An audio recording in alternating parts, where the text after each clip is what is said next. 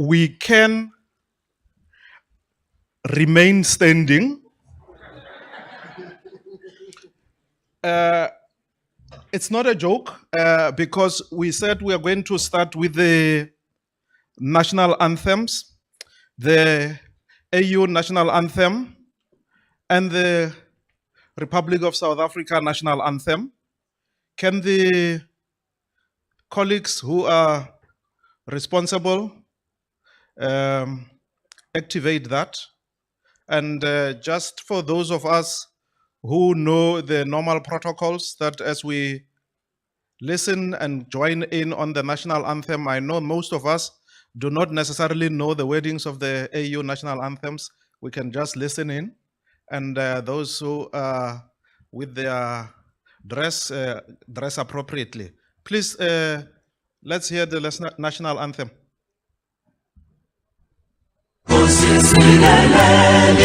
Africa, Malupalaisu Onolayo, Izahimitana Soyetu, Osi, Sigelena, China, Lusapolayo, Murela Buluga, Sechama Saesu,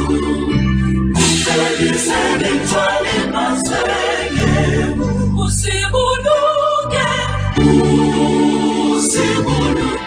sichamasa, Jesus, sichamasa, South Africa, South Africa.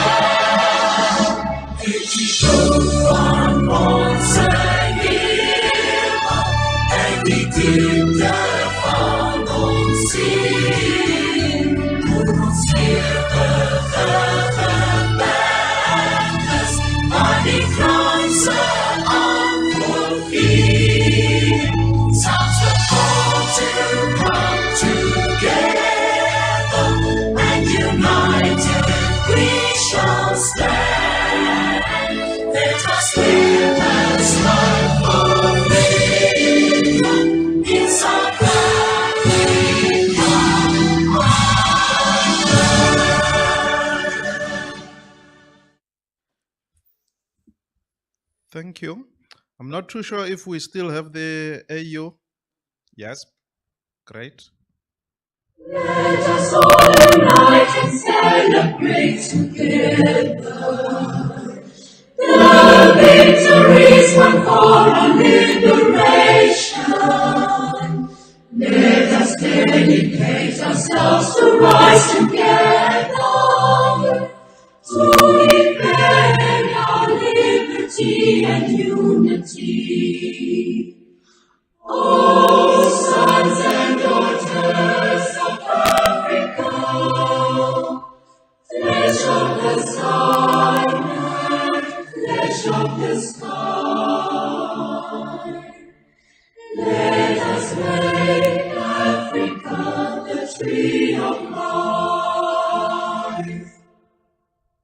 Let us all unite and sing together to uphold the bonds that frame our destiny, our destiny. Let us dedicate ourselves to fight together for lasting peace and justice on earth. Oh, sons and daughters of Africa, flesh of the sun and flesh of the sky, let us make Africa the tree of life. Let us all unite and join together to give the best we have to Africa, the cradle of mankind and fount of culture, our pride and hope at break of dawn. Oh,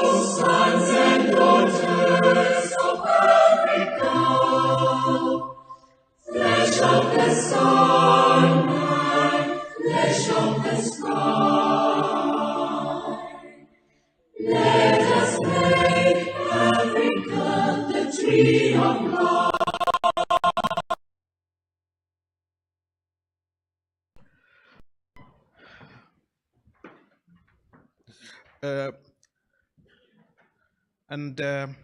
Welcome to everybody once more. I have already introduced myself, and I would like to actually make the following announcements so that we don't get surprised that there is a possibility that at 11 o'clock we will have load shedding. In that case, there is a generator that will kick in, but there is a possibility that there will be a little bit of a gap between our connection and the connection of those of us who are online gets restarted. So we don't only want to welcome and thank those who are presently at the venue, we also want to welcome those who are online. My first comment is just to say that the national anthem unites us all as South Africans, and the AU anthem reminds us ourselves as Africans that we are all bound together.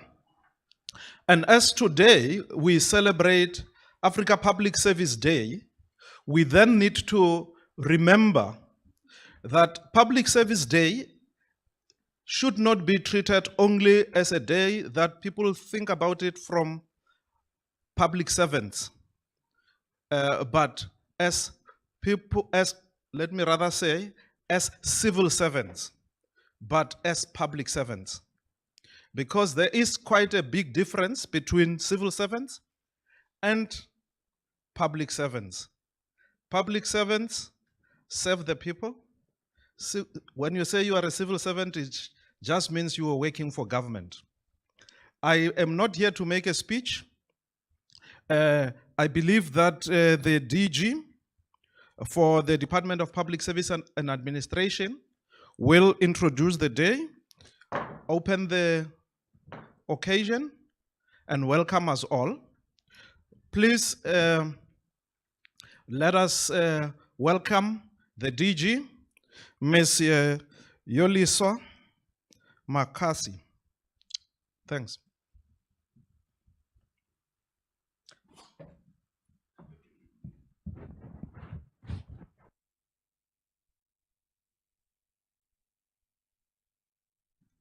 Don't worry, she's online. She has joined. Is she connected? Mr. Chairperson. DG, the floor is yours. All right. Am I audible on your side, Chairperson? Definitely. Thank you. Let me take this opportunity first to greet everybody who is gathered in Tzaneen and apologize that I couldn't join you physically in Tzaneen, but I'm with you here on the virtual world. My task was basically to do a welcoming and opening remarks. And I would like firstly to acknowledge the program director and to acknowledge my minister, acting minister for public service and administration. In his absentia, he did apologize. And deputy minister as well. His worship, the mayor of Greater Tzaneen local municipality, Councillor Modabisane. I would also like to acknowledge the DG for Limpopo province, as well as esteemed colleagues and dedicated public service officials in attendance. Dumelang. On Monday, as we launched the Africa Public Service Program, 12,760 kilometers from here in Brussels, the children of the great Pan-Africanist and inspirational leader, President Patrice Lumumba, were being handed the single remaining proof of his earthly existence, a tooth. President Lumumba's reputation inspired hope for independence throughout Africa in the 20th century. And today, gives us hope for a continent that is served by dedicated public servants that are united in being servants of the people. In his last letter from prison, President Lumumba wrote, and I quote, "The only thing which we wanted for our country is the right to a worthy life, to dignity without pretense, to independence without restrictions," close quote. Today, South Africans, and I dare say all Africans, yearn for dignity and to be wanted in their land of birth, to have the opportunities to achieve their dreams and secure sustainable livelihoods, to be served by a dedicated public service that lives the values of Batupile, and for food security, nutritious meals, and to have the means to work the lands that they live in. Looking at technology for nutrition and food security, as we celebrate Africa Day, we must harness technology and its capabilities to ensure that all of society benefits from sustainable innovation, which improves nutrition and food security. The walkabout earlier today around the food gardens provided insights into how each one of us can replicate these initiatives to feed the nation, make nutritious food affordable, and achieve zero hunger. When the African Union resolved on the theme of the 2022 Africa Public Service Day to be building resilience in nutrition on the African continent, accelerate the human capital, social and economic development, it was with the sore reality that we are a blessed continent that remains inflicted with chronic hunger. To address this and deliver on what the public wants, we need a committed, ethical, capable, and developmental public service that is manned by equally dedicated, capable, and ethical public servants. Some of the African hunger facts I would like to explore. The World Bank estimated that in 2020, recurring failed rainy seasons have made it impossible for many African farmers and herders to keep up their livelihoods. Cyclones, floods, and swarms of desert locusts also increased humanitarian needs across Eastern and Southern Africa. 1 in 5 people, or 21% of African populations, were facing hunger in 2020. 282 million people are undernourished in Africa, which is an increase of almost 50 million people compared with a year earlier in 2019. Conflict, hunger, poverty, displacement, and the continuation of the COVID-19 pandemic create a climate in which children are at risk of violence and exploitation. Families in Africa need help to keep hunger and food crisis from worsening, and children, especially those younger than 5, are the most vulnerable because they need critical nutrients to build strength and immunity against diseases. The ongoing burden of malnutrition has great consequences for physical, mental, cognitive, and physiological development of children in Africa. It has also become a critical human rights issue that goes far beyond the already existing volatile public health impact. Furthermore, evidence points out that malnutrition leads to decreased social and economic development of nations and becomes a threat to political stability, security, and economic development. It is for this reason that today we will be focusing on the sub-theme dealing with innovations in the fight against malnutrition in the form of social protection systems and nutrition. I anticipate that the sharing of best practice on innovative development, Magamu gave the department a deserved facelift and heightened its public profiles. After 08 May 2019, after the 8th of May 2019 national and provincial elections, Premier Chupuma Tabata appointed him to be the Department of Cooperative Governance, Human Settlement, and Traditional Affairs, we sometimes call it COGSTA, where he is expected to return the department to its historical multi-award winning days. Magamu has pursued studies in various disciplines like financial management, taxation, practical municipal accounting, and financial performance measurement, for municipal senior managers. He is currently pursuing studies for BCom financial management through distance learning. Ladies and gentlemen, let us welcome the representative of the Premier, MEC Bishop Makamo.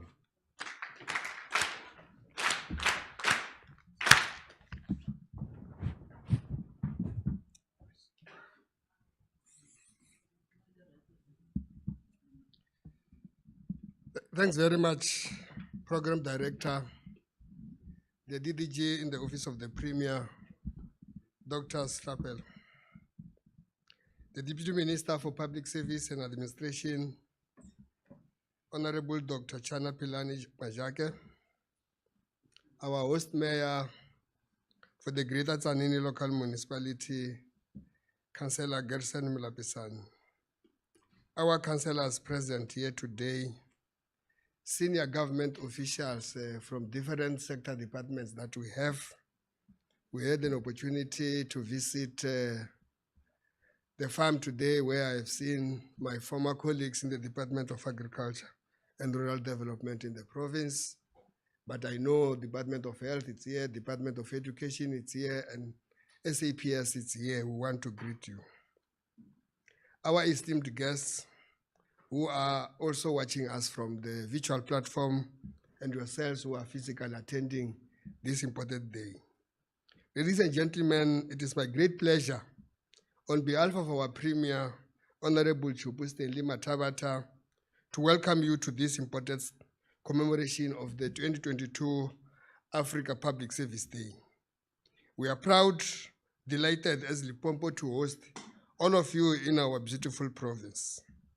We are confident that you are already feeling at home and enjoying the great ambience of our province and our beautiful town of Tzaneen. Those who were here yesterday will have received rains to show that we are welcoming you, that around here we also host a rain queen, Mujaji. That's why you were welcomed by the rain that you saw yesterday. You are in the greatest and the cleanest town in the country. You may have already noticed that this town of Tzaneen is a bread basket. It is the home of abundance. Our colleagues who are connected from virtual platform are allowed to imagine the great ambience we are talking about. The Premier had particularly requested me to extend this apology to the Minister or Acting Minister in absentia and all of you being unable to be with us in this important commemorative day event. Premier Matavata has expressed his wish to be here with all of us. However, on account of pre-scheduled demands, he is unable to be with us. The Premier has requested that I convey his gratitude to the Minister Thulas Nxesi for his thoughtful decision to stage this event in our province. I hope Dr. Majake, the Deputy Minister, you will take the message to the ministry. We know and appreciate the fact that this is a signature event on the African Union's calendar. This event will offer us the opportunity to interact directly and interface with challenges facing our continent. I refer here to challenges in the areas of governance, public administration, civil service, and service delivery. We have embraced this event because our yearning to make a humble contribution to the cause of Africa's agenda to build a capable state with the ability to drive the continent to Africa Agenda 2063. This platform allows us to respond swiftly in a more tailored fashion to challenges of public service of our continent. Honorable Deputy Minister, as the province, we align fully with the theme of this event. We are committed to the task of contributing our energies to building resilience in nutrition on an African continent. We are committed to the urgent task of accelerating the development of human capital on our continent. We understand that related to this task is the task of fighting against a phenomenon of brain drain on the African continent. We submit ourselves to the task of Africa's socio-economic development and prosperity. To use the words of former President Thabo Mbeki, our collective task is to ensure that, I quote, through our own actions, we will ensure that poverty gives way to prosperity.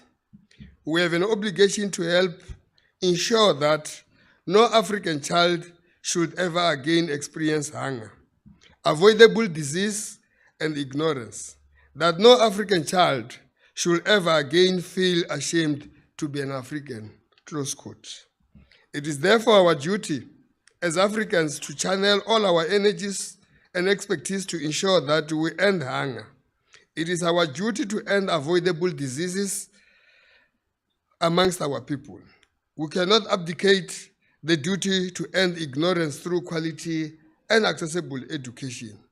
This is a task that cannot be left in the hands of few individuals who are our leaders.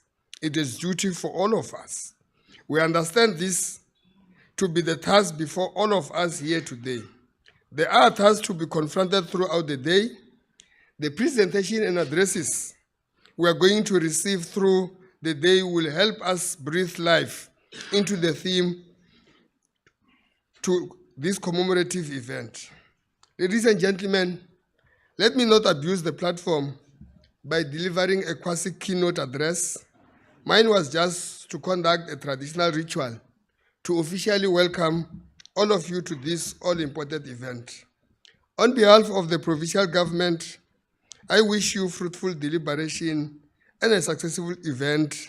And I want to thank you, but also today I think, Deputy Minister, as you go back, you will have a sign of relief that our African people can also do farming.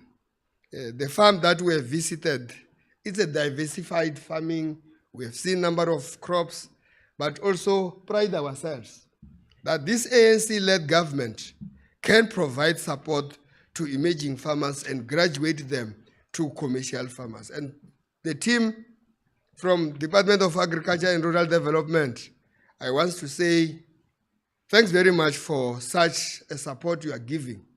Continue to be doing that. That is how we'll end poverty and unemployment within our communities. I thank you.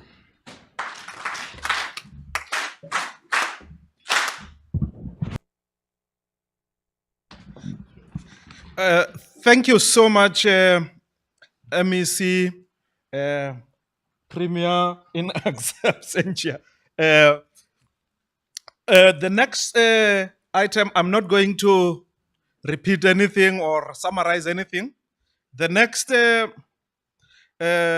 speaker is the keynote for today. It is by the Deputy Minister for Public Service and Administration, Dr. Chana Pilani Majake. She was reappointed as the Deputy Minister for the Public Service and Administration on 5th August 2021. Dr.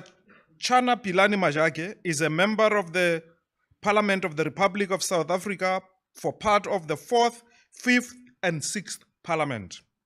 She was previously appointed as Chief Executive Officer for the Commission on Gender Equality, a position she held for 8 years between 2002 and 2010, before joining VIP Consulting Engineers as Executive Director, where she worked until her deployment to Parliament.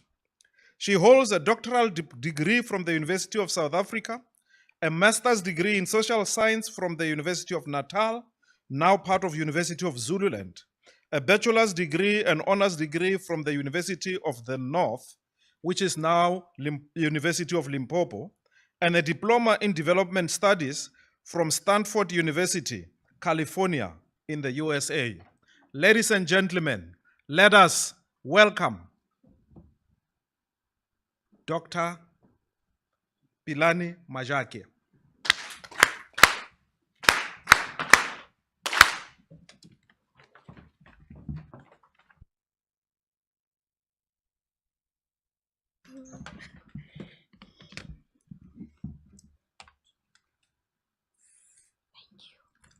I hate mine.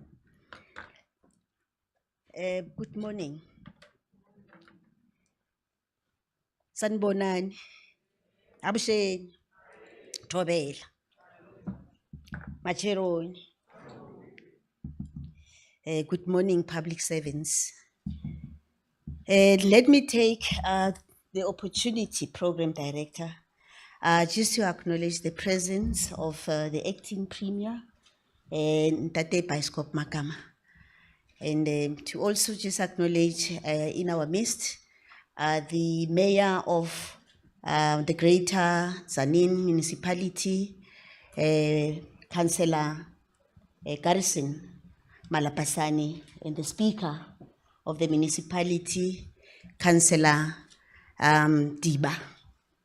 Let me also acknowledge public servants that are here in general, senior management in public service, and also acknowledging those that are on the platform joining us on this event.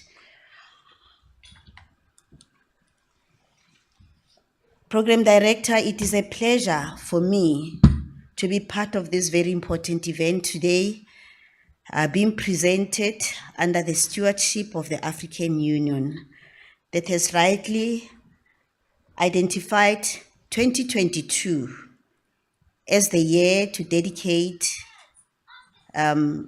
effort to promotion of food security through public service in Africa under the theme, building resilience in nutrition and food security on African continent, accelerated human capital, social and economic development.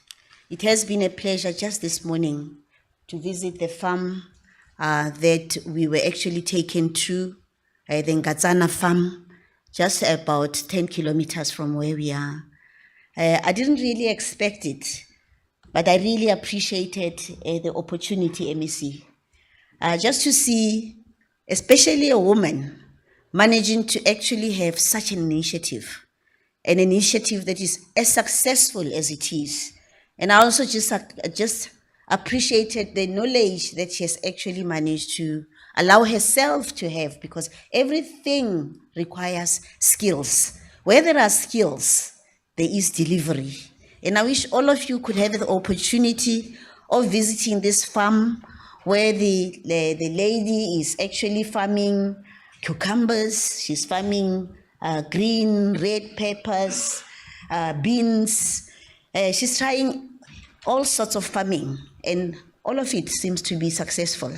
I think she has what is important as initiative that we actually always promote, or innovation that we promote also in public service. Because where there is no innovative ideas, there can never be development. And this is why, as the Department of Public Service and Administration, we always promote innovative ideas, not only from public servants, but just from the general public. Anybody in South Africa that has got innovative ideas is really welcome at the Department of Public Service and Administration to actually put the solution on the table. And this is why, therefore, we always also have what we call the Innovative Awards, the annual Innovative Awards at the Department of Public Service and Administration. This theme is most appropriate given the challenges experienced in Africa and globally impacting negatively on food security. These challenges are but not limited to COVID-19, climate change in the form of drought, heat waves, floods, skyrocketing grain, oil, natural gas prices resulting from the Russia-Ukraine crisis. The African Union's emphasis on accelerating human capital development on the continent is certainly not misplaced. Human capital development is a determined effort to grow the knowledge and skills and capabilities of all citizens in society. These efforts have a potential to bring about a wider societal benefit through social, economic development, leading to increased productivity in the private and the public sector. This is in line with the Africa Agenda 2063, a blueprint for transforming Africa into a global powerhouse. Africa Agenda 2063 is a strategic framework with 7 aspirations, each with its own set of goals, which, if achieved, will move Africa closer to attaining its vision of prosperous Africa by year 2063. That is the Africa we want. These 7 aspirations reflect our desire of shared prosperity and well-being, for unity and integration, for a continent of free citizens and expanded horizons where the full potential of women and youth are realized, and with freedom from fear, disease, and want. Now the question is, our public service in South Africa capable enough to be a good player in rolling out this ambitious plan? Because with Africa Agenda 2063, the plan is straight, it's clear, it's ambitious about development of Africa. These aspirations of Agenda 2063 have guided the Africa Public Service Day week-long dialogues that culminate today. It is a well-established fact that poorly nourished societies struggle to build human capital. Whereas human capital development thrives in well-nourished societies, food security is therefore essential to African human capital development and securing the resultant benefits of social and economic growth and development. Food security is therefore essential to Africa's human capital development and securing the resultant benefits of social, economic growth, and development. Food security in Africa must be prioritized. We must fight hunger. We must fight malnutrition, because if our population in Africa is not well nourished, our population can therefore not be capable enough for it to be strong enough for it to actually participate towards development of Africa. I therefore, Program Director, urge all South Africans, including our country's 1.2 million public servants, to stand in solidarity with the rest of the continent as we strengthen agriculture and agro-food processing, which I had thought Minister Didiza will be here this morning to really manage to deliberate and expatiate on. We must stand in solidarity with the rest of the continent of Africa in building social protection mechanisms, accelerating human, social, and economic development, being mindful of our own operational challenges in South Africa as follows. The one operational challenge is population explosion that frustrates public service delivery. The other one is overpricing of the services that are actually rendered to government. We understand the challenge as public servants. The supplier database that is not talking to real needs on the ground, excluding unsophisticated players in agriculture and agro-food processing, who can manage to bring about real change in the lives of South Africans. Also, uneven public service delivery to citizens across public service, especially for almost forgotten remote rural areas of Limpopo, KwaZulu-Natal, and the Eastern Cape. As a caring and responsive government, we acknowledge that these national challenges must be addressed as a matter of priority, which is why we are balancing the Continental Africa Public Service Day for 2022 with our national priorities for South Africa public service under the theme Rebuilding the State and Restoring Trust and Pride by tackling human capital and challenges for social and economic development. The national focus that calls for paradigm shift in terms of government approach to service delivery will help respond to our unique challenges towards human capital development in line with Vision 2030, as outlined in the National Development Plan of South Africa. From the onset, the National Development Plan has been clear that a capable and developmental state starts with the quality of the people who work for the government of South Africa. These public servants must have appropriate skills, knowledge, and competencies, in addition to the right attitudes to implementing government policies effectively and efficiently. This we call professionalization of public service towards realization of a capable state.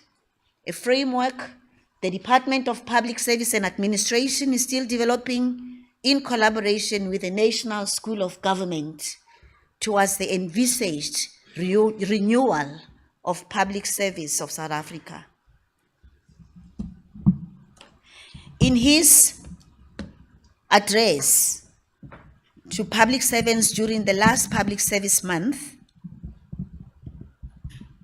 President Cyril Ramaphosa emphasized that being in public service demands high level of professionalization, selflessness, commitment, adherence to ethical norms and standards, and observance of Batupili principles, that is putting people first. Commemoration of the Africa Public Service Day has been a week-long program with key sub-themes. These were implemented in a form of interactive dialogues between public servants, academics, and civil society as follows. Number one, using modernization and digitization in public service to improve on food security. Two is innovation and incubation hubs for new entrants in agriculture and agro-processing. Three is nutrition smart public service interventions at all levels in public service. Four is participation of women and youth in agriculture and agro-food processing.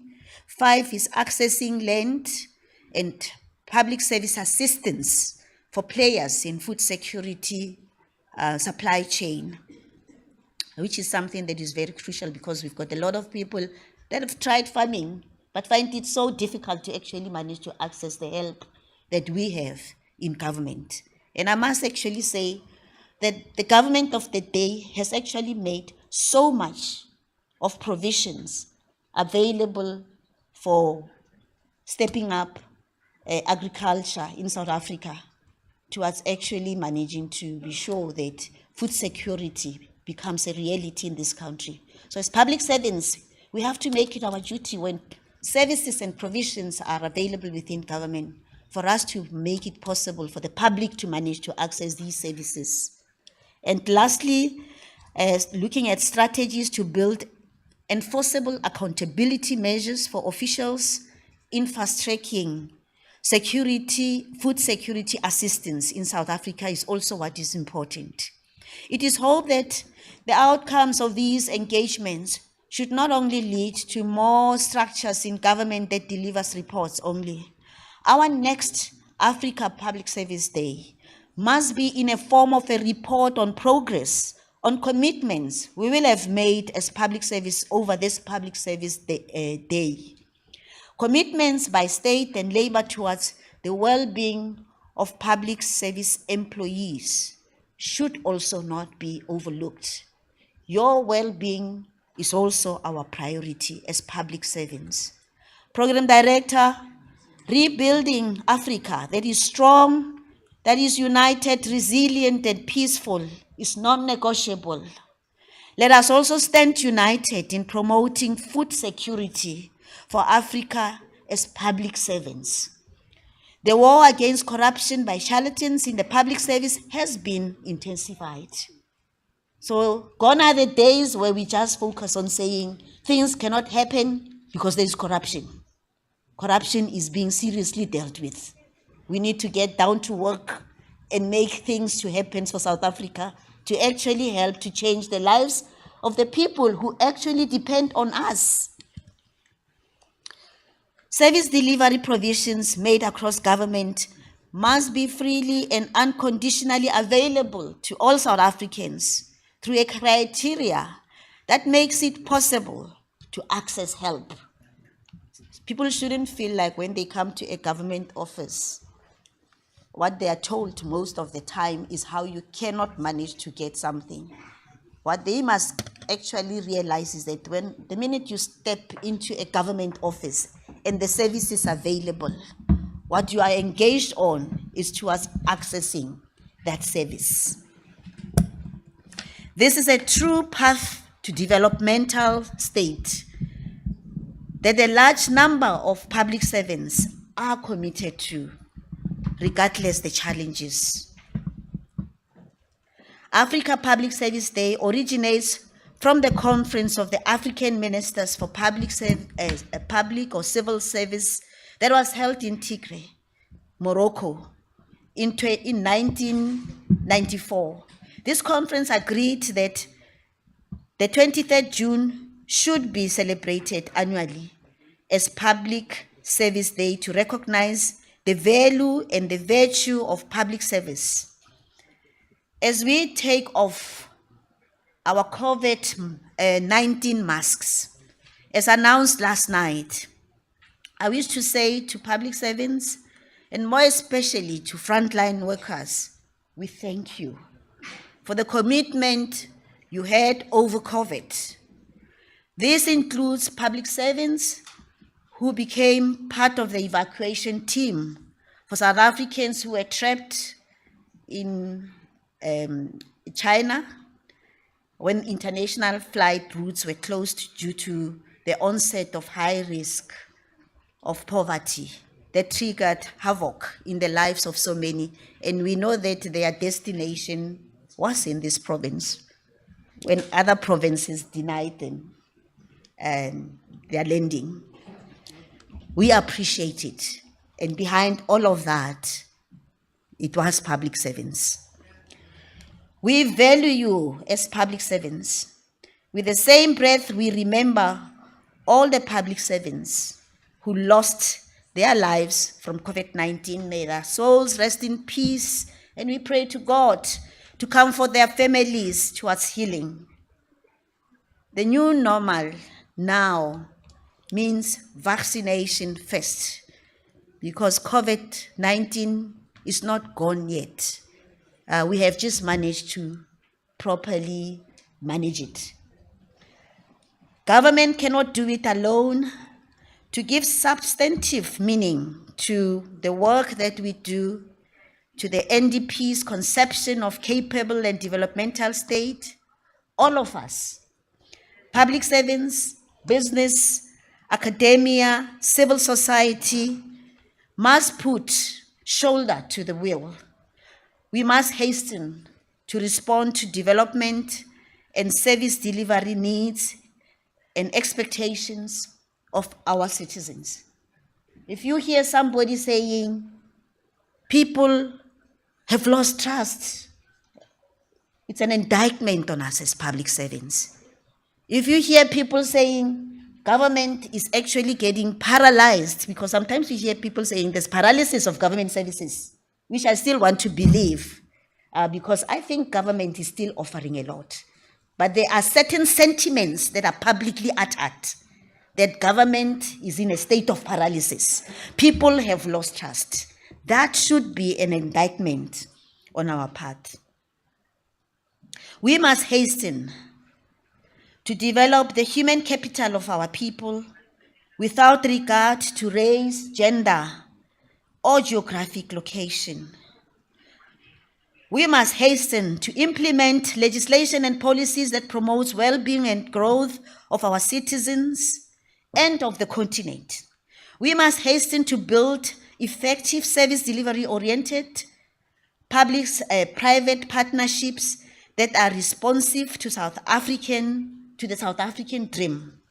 We must hasten to drop anything that puts the spanners in the works to frustrate this dream, to fit into the set narrative of decline trust in government that demoralizes committed public servants. It is for this reason that we must remember that public servants are also not a homogeneous group. This perspective should be of concern to us as public servants, especially as leaders in public service, to avoid undermining freedoms and liberties enshrined in the Constitution of the Republic of South Africa as promised to South Africans. We must also encourage citizen participation in development and implementation of government policies through meaningful representative consultative processes. Let's consult. And I know at local government level with the IDPs, mayor and deputy and speaker, you do it so well, because the more we consult is the more people even understand what is possible to be done, what is possible, what is impossible to do. And this is why, therefore, once there is proper consultation, there will be less and less service delivery protests, with our people walking this journey with us and understanding the agenda, the plan, and understanding the budgets that we've got and how far these budgets can actually manage to take us. We must also encourage citizen participation in development and implementation of government policies through meaningful participation, adhering to Batopili principles. Government, on the other hand, must be a caring government. We must be transparent. We must be accountable. We must be a government that manages to have easy to access, affordable services for South Africans, the kind of services that will actually manage to make meaningful change in the lives of South Africans, which is what public servants really live for. I thank you, Program Director.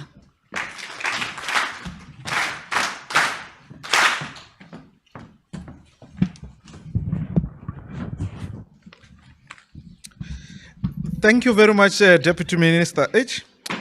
You intimidated me because I heard you say consult. And I was not planning to consult in terms, I wanted to be democratic, because there is an item where we were supposed to take questions and I was not planning to consult because we did lose some time, and my intention to make sure that we don't mess up those of our colleagues who are joining online, some of whom might not have enough data, or there might be some load shedding elsewhere. But thank you very much.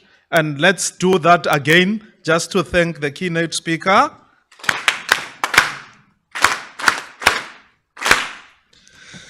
Thank you so much. Just to make sure, is there somebody here or online who has a very, very strong, maybe let me say even desperate question?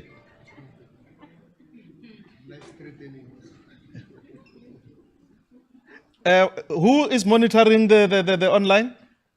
There's nothing. Thank you so much. You are indeed a great and wonderful participants and audience. Now we are almost like catching up on time. So the next item on the agenda is government's all-inclusive national plan for food and nutrition security.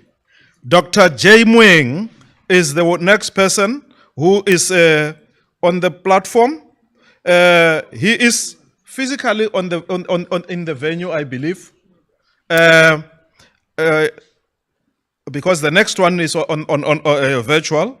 Dr. Mueng is the Chief Director of Food Security.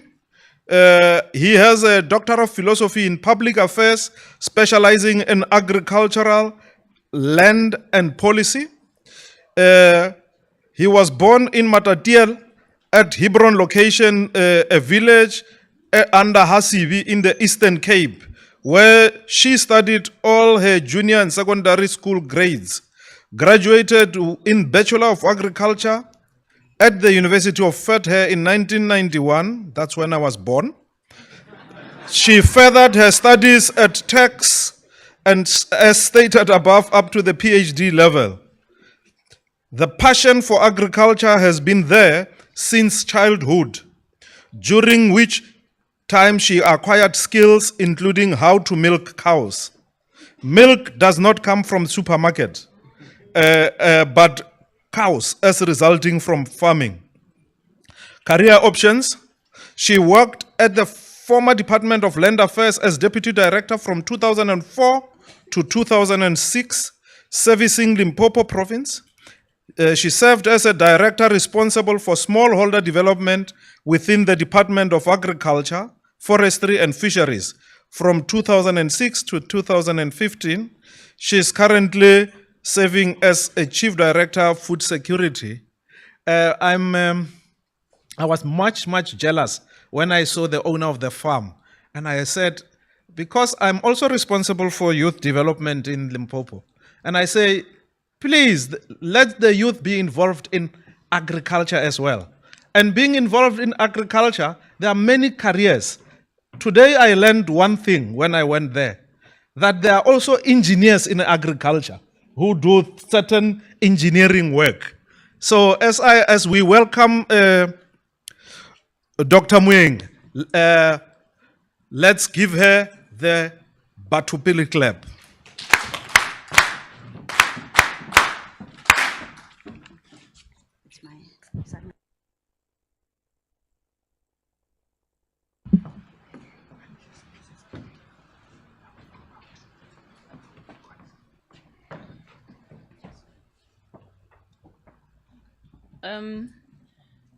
Okay. Thank you, Program Director. I heard you saying he. But I understand because when you go to these international events to present there and you are announced, they expect a man. And sorry, Program Director, thank you for the opportunity and the honor given to me as the Chief Director for Food Security in South Africa. I don't sleep. I hardly close my eyes because there's so many worrying issues around food security.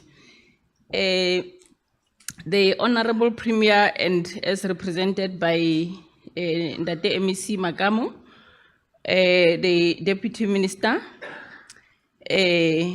of the DPSA, Dr. Pilani Mahlake, the Honorable Mayor, Councillor Malapasani, and then the Speaker, and the DGs that have provided us this opportunity to gather together, as well as the colleagues and DDGs present. Good morning or good afternoon. I think it's the afternoon. My request is very easy and straightforward, is to share with the platform here, both physically and online, on the National Food and Nutrition Security Plan that we are driving as a country and in collaboration with several departments that I will be showing on my slides. I don't see my slides now. Thank you so much for that. We are part of a broad SADC community, and we are part of a broad continental community as well as an international community. That is why this event becomes so important for the country. Please, next slide, please. And I think the next slide is just the introduction, which will, the acronyms that are just indicating what the terms that are used in the presentation are for. Next slide, please.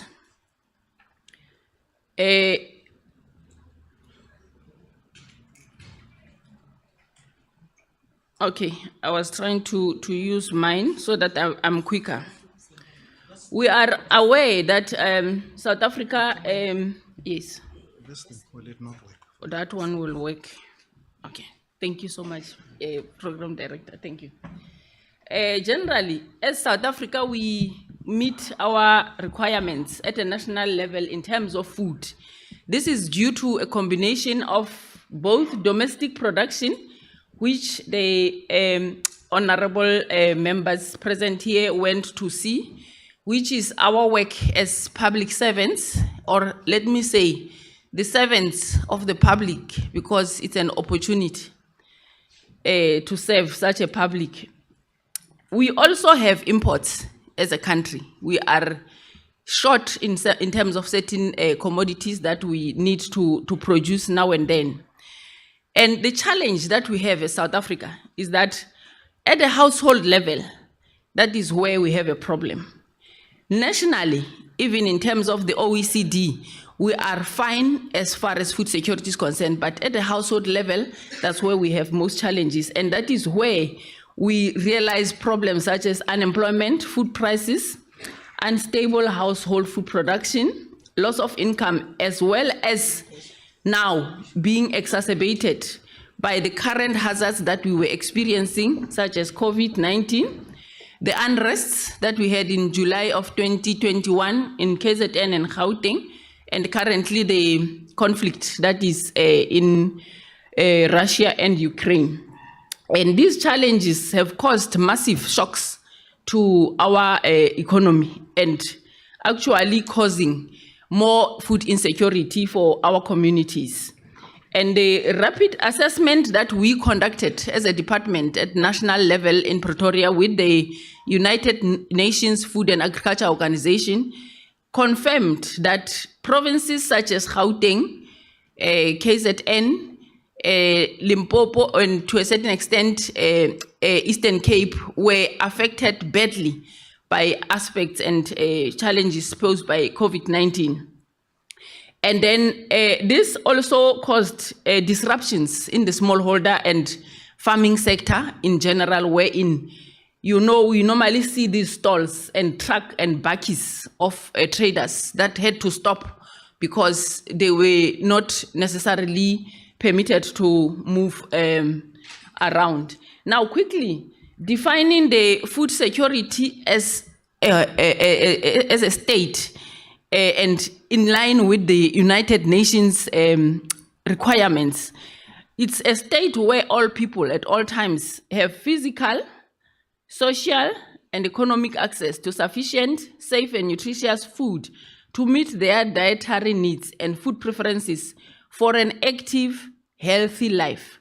You can already see a lot of departments coming in already in that, in the fact that people must have the economic aspect to be able to buy and save and secure food. But this is also premised on 4 food security pillars, which is food availability. And this is where production happens, including the distribution thereof. That is mostly my department of Agriculture, Land Reform and Rural Development, as well as exchange and trade. This is where we also issue permits. If you want to export, this is our department's core, wherein we make sure that food is available. The utilization thereof, this is where our Department of Health comes in. The nutritional aspects of the food, its social value, and as well as its safety. Is the food that we give to our school nutrition program children safe? Is it of social value in terms of enhancing their growth? That becomes important, as well as food access as the other aspect. This is now affordability. Do people have the money of buying the food that they prefer, or they just eat because they have to eat, they're hungry? Lastly is the aspect of stability. Is this happening over time? So that today people don't have food, but tomorrow they can try and have something. That becomes a critical one. You know, I won't dwell onto this slide a lot because my colleague from Department of Health, I think, is here chairperson, even if he's online. But of essence is the aspect that whilst we have this challenge of food insecurity as a country, as well as the region, as the SADC region, we have aspects of stunting, which we realize they are growing. And this is where a lot of children are actually not having grown enough for their age. And we also have the aspect of wasting that is increasing, where people have lost weight because of not being able to eat. And over and above that, there is aspects of overweight, which are posing a challenge for a country like ours, because we want a lasting inheritance as far as our youth and sustainable livelihoods is concerned. I hope it's going to come. Okay, the next other one is also around the issues of sorry, I can't even see so much there now, but it's about everyone deserving the right to access healthy, affordable food and quality nutrition care. And here we find the linkage between production, accessibility, and healthy food, as well as it reaching the consumers that we find in the country. We have aspects also that we need to look at as we are looking at the food security aspects. Poverty, the hidden trap. In the country, luckily, we are also addressing this matter as part of the Sustainable Development Goals that we are part of, and we must achieve those international expectations. We have aspects of poverty that we must measure as we are trying to do so for food security, as to say, how are we doing or performing? Now, in terms of poverty, we use tools and methods such as the poverty lines, which I will talk to in my next slide. We also have the South African Multidimensional Poverty Index, SAMPI for short, which measures socio-economic aspects of poverty. Are our people able to access health issues? Are they educated? Is their standard of living acceptable in terms of the international norms and standards? And these are just the poverty lines, wherein you find that a lot of our communities are living below the poverty line of around 624 rand. And this is the money that we are allowing them to buy just food and nothing else. And then this is now the poverty line. And then the lower bound poverty line of 820 is another one that we use to measure the levels of poverty of communities. And this is the level wherein communities are able to buy the food and the necessary aspects that go with that, such as soap, so that you are clean, and your medication, etc. And then the last upper bound poverty line is the one of 1,335. And my apologies, these figures are as of 2021. They are always released annually. But this is the one that is now regarded as above. And this is where we measure the food basket. So most of the communities in our countries struggle to even reach the upper bound poverty line. And in terms of food availability, which is, I said, is our responsibility, as a country, we are fine as far as the staples are concerned, wherein we have expectation as in accordance with the Crop Estimates Committee, which is the CEC. We are having sufficient products or produce for us to eat as a country, because our estimated tonnage for this year is about 14.6 million tons, especially of maize. Even though it's 10% less than the previous years or the previous season, we are still protected and covered, because as a country, we use just about 11 million tons of this staple, and then the rest we export to our neighboring countries that we call SACU, which is the Swaziland, Eswatini, Zimbabwe, and then Mozambique and Lesotho. So we also still have food as a country as far as the staple food is concerned. Now, the issue of access to food is the one that has been exacerbated and increased due to COVID-19. But we were doing quite well because our interventions as government and us here were trying to bring the levels of food insecurity low as far as 2017 is concerned, and 2018, where we were at 13.7 million people. But in 2019, we were really down. But due to the COVID-19, we increased drastically. And this actually has led to about 2.2 million people that have now increased in our scope of having food access problems. I want to talk to this slide. Most of us know it, especially officials from agriculture, Status A, and so on. But of importance in this slide, we must look at Limpopo. And that is where all our efforts are trying to get to say, why is Limpopo doing it well? What are they doing? You see, when you look at Northwest, the food access severity and food access inadequacy was at about 35.7% and followed by Mpumalanga. All the statistic and the general household survey results have always had Limpopo performing much well in terms of this. This becomes worse because we always think that the rural communities are more affected by food access aspects, wherein you have a plate of food of what you don't prefer. You are just eating because there's food in front of you. But the problem is much more in the urban areas. So we would need to also look at that as we divert our resources and efforts in the rural communities. Most of all is that the problem also affects women more than men. This probably is because we have more women in the population in terms of percentages than men, and maybe because bontate they make means by then they come back home fine, they've eaten the whole day. Right now we are struggling for the family to make sure that everybody finds time to eat, and we prepare that. Now, the sources of income, as we would be knowing, is that it's always salaries.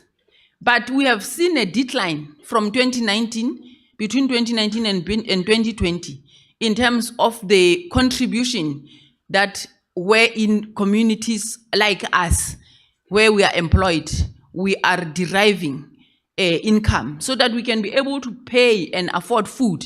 But this has actually declined drastically. And again, there are grants that government has put in place.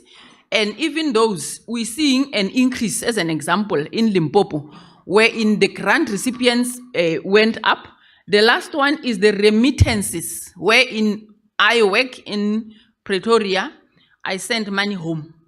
That also declined. And obviously, that is related to the current unemployment rate, which has now hit over 34%, especially affecting our youth community. Some of the reasons why we are seeing Limpopo always leading in terms of food access and food access adequacy is that one, that these are the percentages of households involved in agriculture. You will see Limpopo leading, followed by Eastern Cape, and then Mpumalanga, KZN coming there, as well as Free State.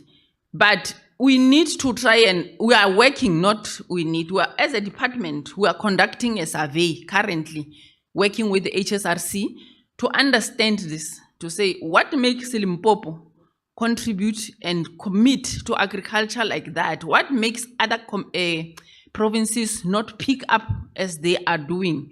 Because Limpopo is leading at 38.2%, and that is the highest, even above the average for the country of 15.3%.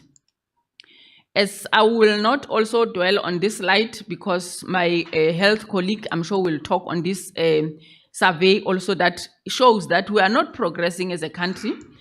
The impact on the Ukraine and Russia war is also affecting us because there are commodities that we import from these countries, especially issues of wheat as well as oil. We have seen the shelf prices of especially fish oil or cooking oil rocketing. This is one of the reasons. And as South Africa is a country, we don't produce that much sufficient wheat as well as sunflower because they are geographic. They cannot be grown throughout the country like the example of maize that I was talking to. The other aspects is that one of food prices, which we have seen affecting our communities, especially the poorest of the poor who are hard hit by the aspects of the food poverty lines that I had mentioned earlier. Then I won't talk much on this because these are just implications. And here we are saying, whilst we are working as we are doing now, as these public servants or servants of the public, we have a collaboration which is led at Deputy President's office, which is leading the National Food and Nutrition Security Plan of 2018-2023. This actually wants to reflect a common vision across government departments. It's high time we work together, and it's important. And it entails a unified set of national goals, objectives, indicators, and targets. And it has seven strategic objectives that I will also talk to now, with a vision of optimizing food security and enhancing nutritional status for all South Africans. You will realize that us, as South Africa, we always, even this document is called the National Food and Nutrition Security. It's not called the National Food Security and Nutrition.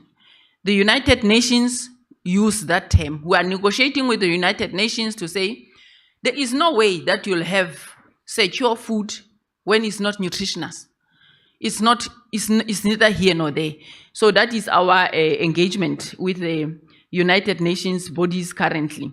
So these are the 7 strategic objectives that are actually part of that National Food and Nutrition Security Plan. And these have the first one as that we have now received cabinet approval in the establishment of the National Food and Nutrition Security Council. This is where the Deputy President will reside and lead a collective of ministers, some of whom are part of this plan as per their departments. And this council is now will also be cascaded on the Temakamu out to premier's offices. And Limpopo has always led as well in terms of adopting this work. We are also in the process of actually developing the provincial plans so that we can realize what we are achieving with our efforts. The next strategic objective is being driven by me, wherein we want to establish an inclusive local food value chain to support access to nutritious, affordable food. People must produce food where they are. They don't need to go far because that costs them time and money. But let them produce locally. And as they are producing locally, what is it that we do as government? We must provide an enhancing environment so that they are able to process by adding value to their produce so that it can be kept even beyond the times that would be needing that food in dire, as well as providing opportunities for marketing. And then the third one is led by the Department of Social Development, which is the expansion of targeted social protection measures and sustainable livelihood programs. We are aware that the Department of Social Development has these ECDs where they support those. They also have the nutrition centers where they serve food, and this is now becoming more important because part of the food they must receive from the produce that happened locally. That is the collaboration. And then the other one is that we scale up the impact of nutrition interventions targeting women, infants, and children. That's where Department of Health comes in. We are weighing these children. We know which districts have problems and which districts we must focus on more than others and prioritize in terms of interventions. Hence, we have that. And then the other one is the one of information sharing, as well as the one that our department also leads in terms of developing monitoring and evaluation systems that I referred to, that we have a survey that we are conducting with the Human Research Science Council. And we are wanting to get to the core of what Stats SA tells us to say. When they say 13.6 million people in the country have inadequate access to food, where exactly are they? Who are they? So that we can go exactly there. And then the last one is now the entrepreneurial skills development led by the Department of Small Business Development. I'm wrapping up, Chair. And I wanted to really emphasize this slide because it's a sign of indicating that food security cannot be driven by one department or one entity. It's a collaborative effort. As I was saying to the DDG, the chair, that we must now always instill this thing that food is very important, because you cannot take your medication without food. And I won't go to this slide. I have spoken to it already. And even the conclusion is that we would need to continue this support to small scale and all farmers in their household. The private sector always complains that government, you talk a lot about your national food security aspects. We don't see you concerned about household level food production. And that is also our intervention to say, let us increase impetus in terms of that, including the emerging entrepreneurs, so that we can encourage that collaboration and exchange of products, whilst we also provide social assistance and improve breastfeeding for women and complementary feeding, nutrition education, and intensifying hygienic practices. I think COVID-19 has taught us a harder lesson. And I want to thank you so much, Program Director. My apologies if I skipped my time. I apologize. Thank you.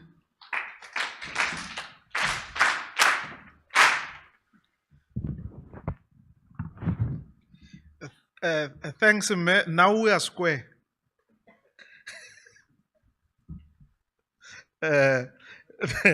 Thank you so much, and I've learned a lot of things from your presentation. And I was complaining at home. I normally don't like wearing suits, and they say, "Orena, you are overweight." Now, when I arrive home, I will tell them I want to be wasted.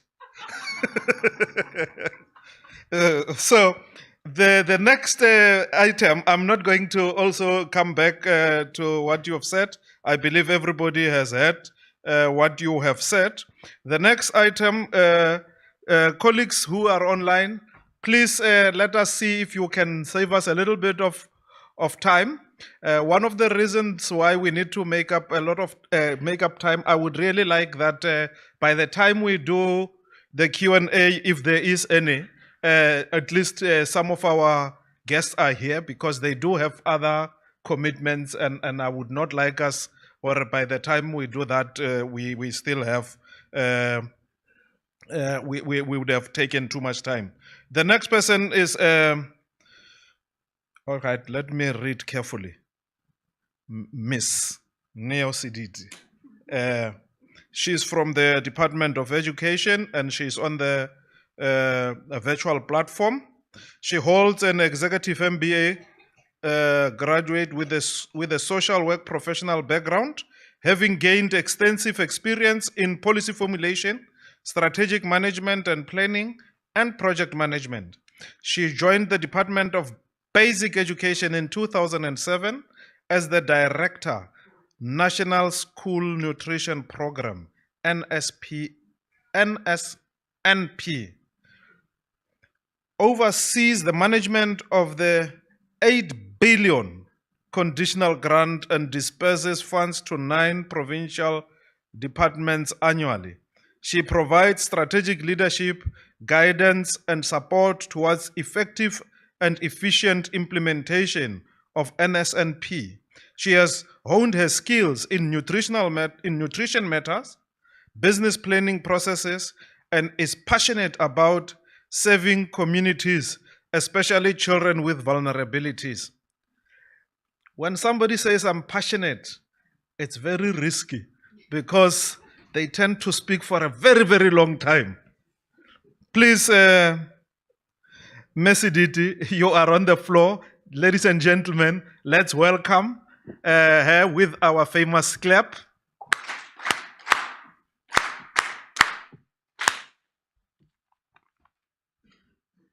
Thank you very much, Program Director.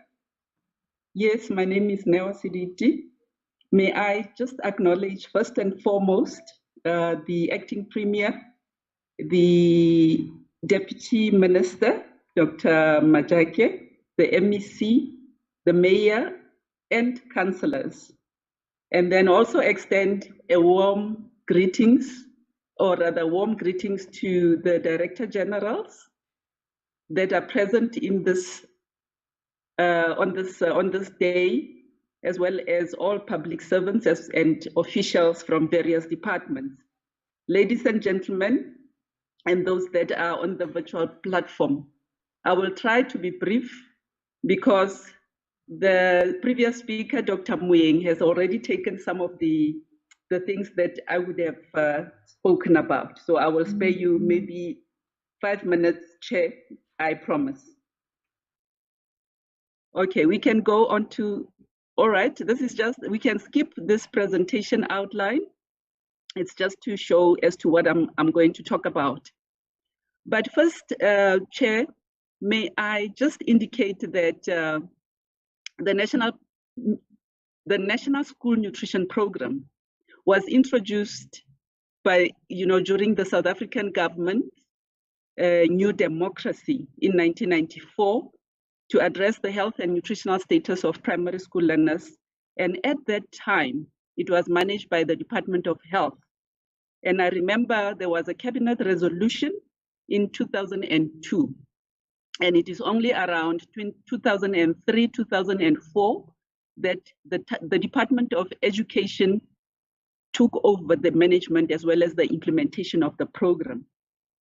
And I must say that it is at that time that the Department of Basic Education took over the program that we coined it the National School Nutrition Program, on the basis that we wanted to make sure that we accommodate all learners. Because at the time that we took over the program, it was only targeting primary school learners. But we extended the program around 2008 to the secondary school learners, as well as special schools. And the main purpose of this program is to provide daily nutritious meals to over 9 million learners in about 21,000 schools. And the objective is basically to enhance the teaching and learning in schools. There is a mantra that we normally say in the education sector, that you cannot teach a hungry child. And that's the mantra we carry on a daily basis, even in the nutrition program, as we go ahead and implement it in schools and implement it in provinces.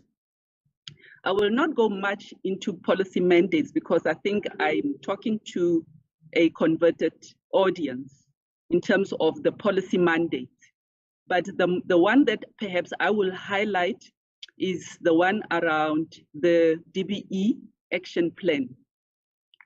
Okay, this must be 2023, Chair, if I may correct, in the one on bullet number 2, which says that we need to direct, it is directed at schools where they need to be used as vehicles for promoting access to public services and interventions in areas such as health and poverty alleviation. And that is where we derive our mandate.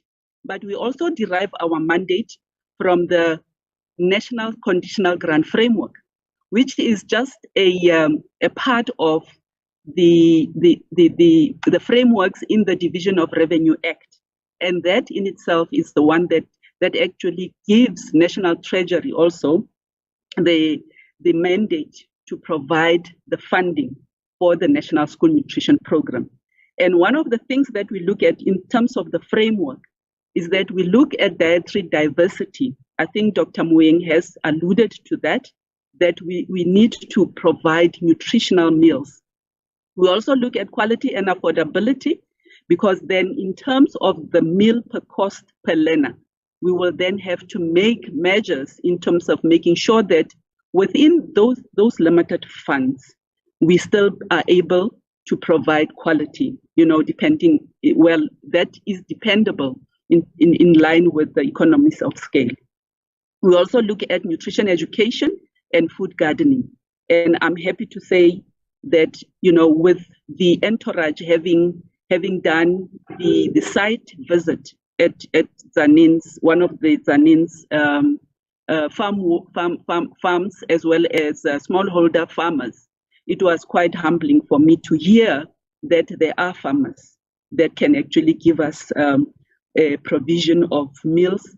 But in terms of access, that is one area that I think we still find ourselves challenged. And within the scope of the National Food and Nutrition Security Plan that Dr. Moeng has alluded to, I think those are the opportunities where we see we can be able to expand and provide access to those smallholder farmers. Next slide, please. All right. I will not speak to this one because I think that's the one that Dr. Moeng has spoken to, but this is just to indicate to you, to say that within the strategic objectives that Dr. Moeng has mentioned, we find a fit in almost all of those strategic objectives, which are 7. I have only 6 here, but I think she correctly said 7. And we contribute basically almost all of them, especially when you look at the food value chain, because not only do we provide learners, we have input in terms of the procurement that we have to undergo before we can be able to provide a nutritious meal on the plate of a child. Next slide, please. Yes, so this is just an indication to show that the National School Nutrition Program is one of the largest as well as the successful government programs that we have implemented so far. And we pride ourselves that on a daily basis, we feed about 9.6 million learners. It's just over 9 million out of the 12 million that we have as a learner population. And we also want to add to that, to say that if we have to provide a granular data, we can actually say that we provide over 10 million meals per day. And I want to be emphatic and say that this is 10 million that I'm talking about, 10 million, over 10 million meals per day. And why I'm saying 10 million is because within the 9 provinces that we have provided 1 meal per day as a policy directive, we actually have 2 provinces, which is Gauteng and Western Cape, that have fully rolled out a breakfast program. And I will talk to that later on in another slide. And then the other thing that we want to emphasize is just to say that in terms of the nutrition program, we also have job creation, or rather job opportunities that we have provided to this what we call food handlers. And these are just the parents of those learners that are within local communities that come on a daily basis to prepare meals and to make sure that those learners are served with dignity.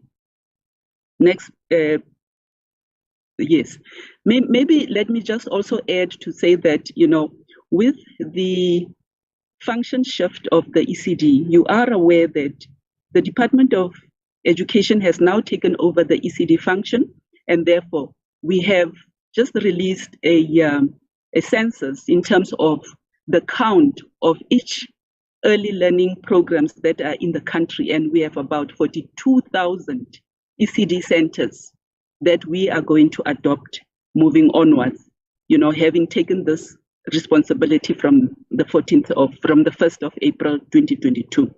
Now, just quickly on the key objectives, our key objectives is to provide the daily nutritious meal, but the purpose thereof is that we have to enhance learning. So we're giving learners the opportunity to come and learn. We're giving learners access to education, and that in itself has been lauded as having, you know, met the basic right of a child to food and nutrition as well as education. We also promote nutrition education for healthy lifestyles, which is one of the themes I detected that it's in line with the theme of today.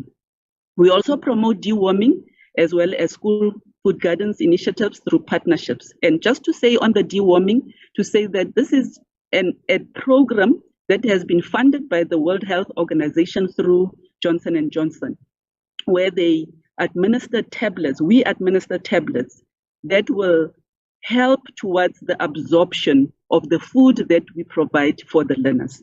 So it actually makes it better for children to benefit from the NSNP. Next slide, please. So this is just, okay, I can skip this one. We can skip this one and just indicate that the volunteer food handlers, we have about 62,000 that I have indicated in terms of the job opportunities. Now, in terms of the funding model, I have indicated that the National Treasury is funding this program through the conditional grant. And it is out of that conditional grant that we are able to have a delivery model. So we have two delivery models. One of the things that we do is that we work closely with 9 provincial education departments, as you are aware, and then we would have to transfer funds to the province, and then in return, the provincial education departments will then procure the services through a tender process. But then that is the centralized model. And then in terms of the decentralized model, which we find to have more flexibility and maximizing in terms of, you know, cost efficiencies, we have the decentralized model where provincial education departments then transfer the funds to schools, where the school principals as well as the school management teams and the SGBs are able to procure the meals for the learners. But basically, at the end of it all, we always say that we are serving nutritious meals on time. And when I say on time, is that we make sure that this is early feeding, and early feeding by 10 o'clock, where there is no breakfast. And then later on, if there is a breakfast, then we move it to 11, between 11 and 11:30 for the children to have a second meal. Next slide, please. Yes, I have talked about the school breakfast program, but this is, and I just want to emphasize that we have a 5-year strategic plan right now. Although I had indicated that we have only 2 provinces that are rolling out the school breakfast program, we have new initiatives, and we have encouraged other provinces to also start the initiative around school breakfast program. And we have, you know, the benefits of this program. Of course, you will agree with me, Chair, that it is to improve the nutrition uptake and to support learning capabilities, as well as making sure that there is improved attendance and punctuality. And we also want, the purpose is also to decrease the risk of food insecurity. And we have indicated, as I've indicated, that it's Gauteng and Western Cape. Yes, next slide, please. So the next 2 slides will just indicate the new entrants, if I may say so, which is Eastern Cape and Northwest. And Eastern Cape and Northwest, I must say that earlier on, I had alluded to the decentralized model where there is flexibility. They have been able to start with the two. I mean, the two provinces have been able to start with the breakfast program. In essence, they are able to have flexibility in terms of adjusting, the quantities as well as the quality of food in terms of the first meal that they provide, and then make room for costing of the breakfast program. And we have those two provinces that have just started the breakfast program, and we hope that other provinces will join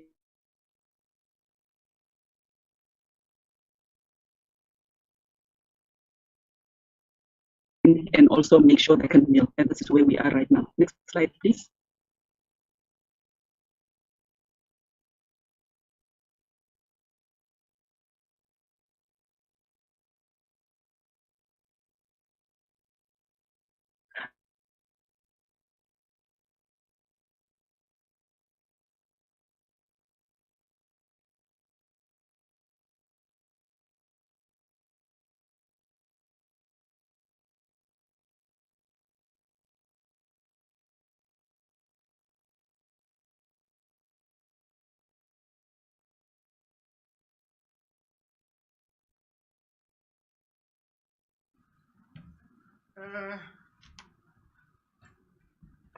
The colleagues from the technical team, is it that she is the one who is the what you call? But in any case, I think her time is almost over. Just wrap up if you are still able to hear us. I can see it like you're back now. You had disconnected. All right. Yes. Maybe a quick one to wrap up, Chair. Next slide, please. I've spoken to the partners that we have. Okay. So one of the things that we also do is, other protein options that we normally just make sure that we give quality meals to learners. And the protein, which is one of the main source of iron, zinc, and vitamin, we try to make sure that it is included in our menus. And we are on a progressive area where we want to make sure that we give the best in terms of the quality of meals. One of the other program activities that we do is food safety and training, where we assess the kitchens in schools.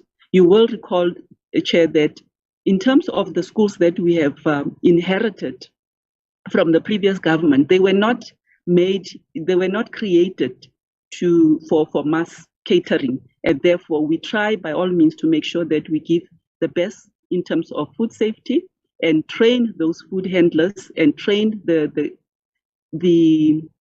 coordinators in districts to make sure that we safeguard the lives of learners in terms of food safety. We also have nutrition education awareness programs. We collaborate closely with the Department of Health and in having those nutrition awareness campaigns around October, as well as having those National Nutrition Awareness Week, as well as the School Milk Day. We also have those Best School and District Awards in a way of recognizing the work that is being done in schools, recognize the work that is being done in districts. And therefore, in that fashion, we are able even to encourage schools to improve in terms of the implementation of this program. And in conclusion, Chair, I think I can just thank you for this opportunity. And, in terms of giving us an opportunity and a platform to showcase the National School Nutrition Program, as well as making sure that we expand in terms of the collaboration that has been alluded to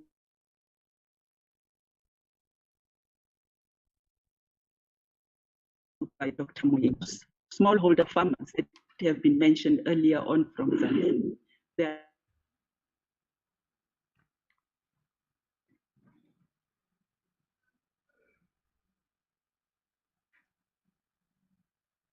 are opportunities there.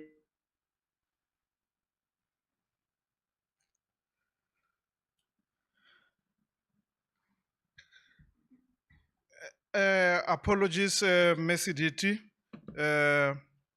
I think we will move on. And the way I feel, I think as we introduce Miss Putira, yes, I'm trying to figure out if this is right. Rahopala. Because somewhere it's written different. It's different on my phone and on the program. But anyway, before we welcome her, I just think maybe we should just stand up where we are without moving your feet and just look at the back from the left and from the right. Then at least maybe we will wake up a bit. It's really difficult to listen for a long time. Let's just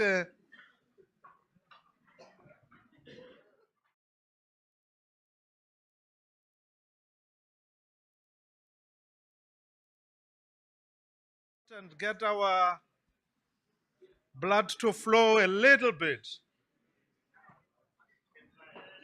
Yes, of course, yes. Okay. Thanks, ladies and gentlemen. Yes, just at least to, I can imagine. I mean, that is why even at school, one a little short break, a little long break. Please, those of us who are also online, let's do likewise. We don't have to see you. That's fine. Um, so the next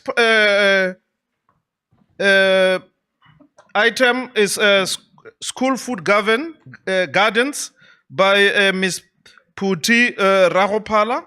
She's a teaching associate at UJ. Yes. Former principal of Pula Madiburo Primary School in Mankweng, Polokwane, now a teaching associate at University of Johannesburg, facilitating digital literacy to teacher students from course 1 to 4.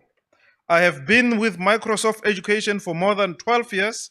I'm now MIE fellow. I don't know what MIE is, but she will probably talk what it is. MIE fellow and MIE educator, trainer.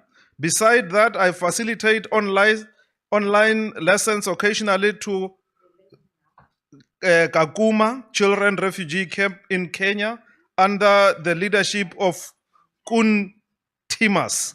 I also facilitate technology programs like scratch coding, reading, and food security projects to my community children from my home space. I'm also a Rotarian from Rotary Club of Polokwane, where we use our financial facilities, time, and whatever we have to serve the needy. I am on zibuza.net platform as a mentor. Presently, I'm selected by Vaki Foundation to join Global Principals under School Leadership Network and Teacher Task Force to come up with ideas and suggestions that will form part of new policies in school leadership. My nicknames: Techno Granny, DigiGogo, Gogo Tech, 21st Century Gogo, and I'm happy to have them. Ladies and gentlemen, let us welcome Miss Puti Raupala.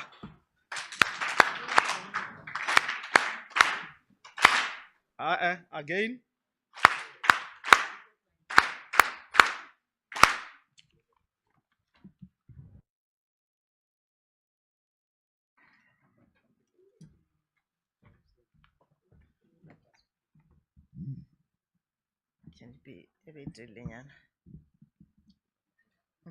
Ke a dumedisha bana besho.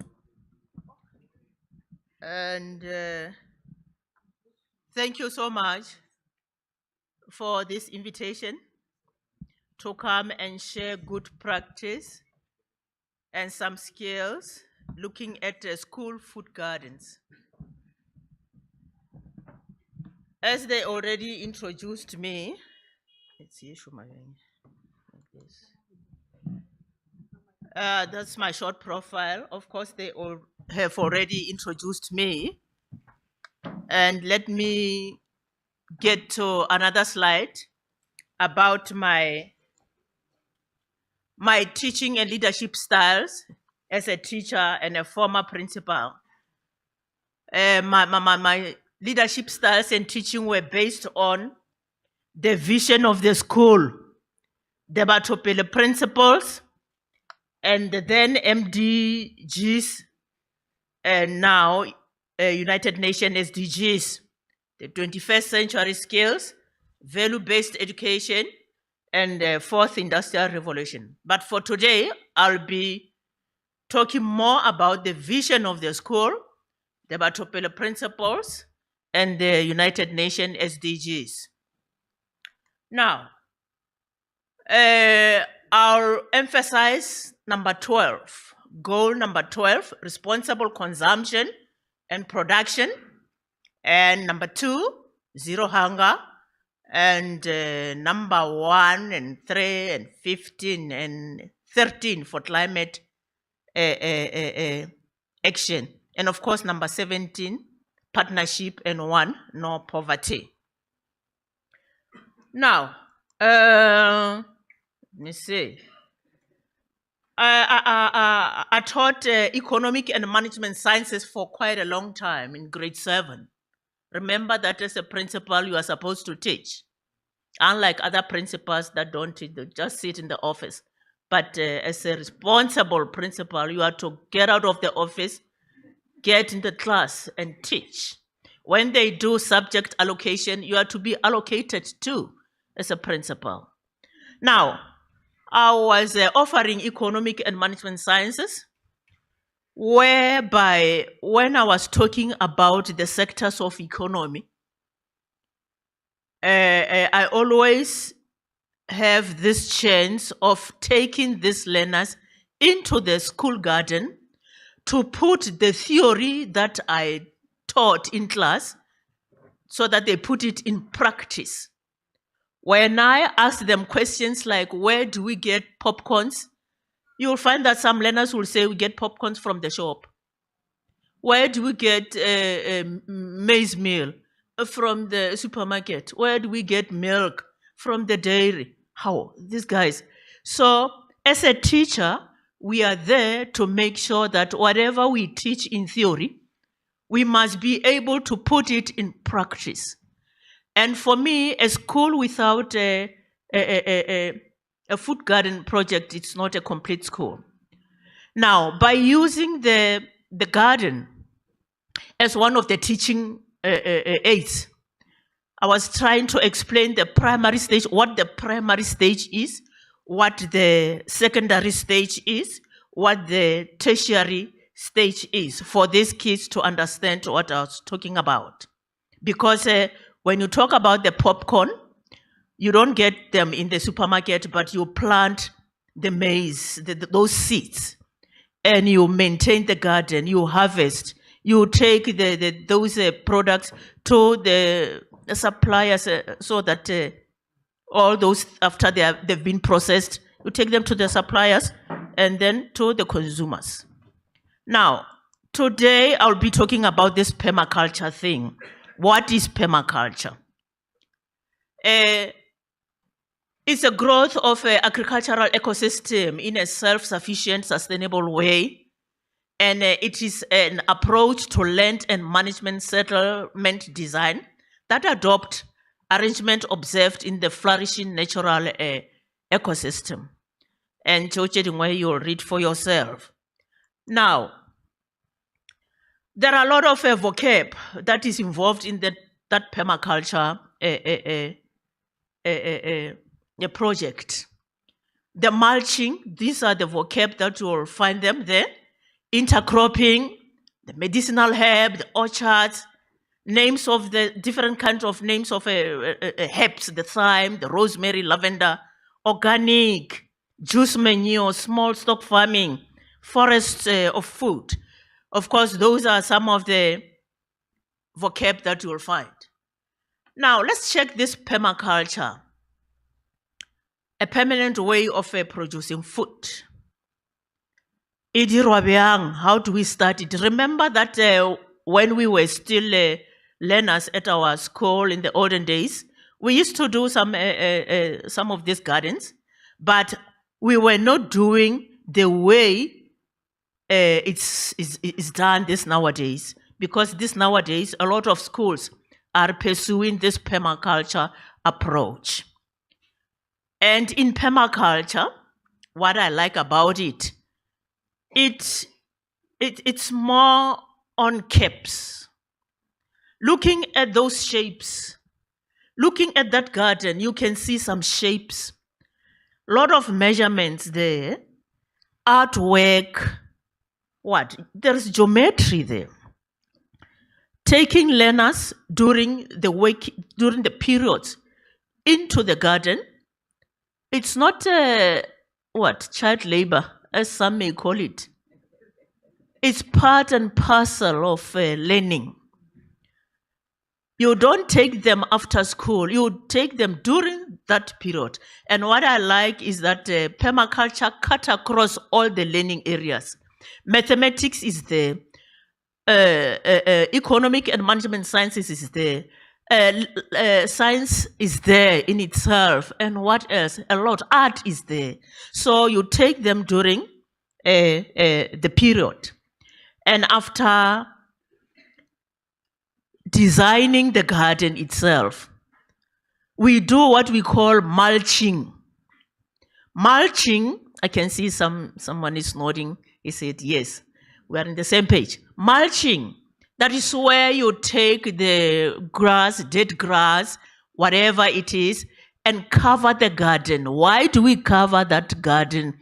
To sustain the moisture, to protect the seedlings, to what? To support the compost, because those dead grass are going to die and compose in the soil and feed those seedlings. Now, at the end of the day, that will be your garden.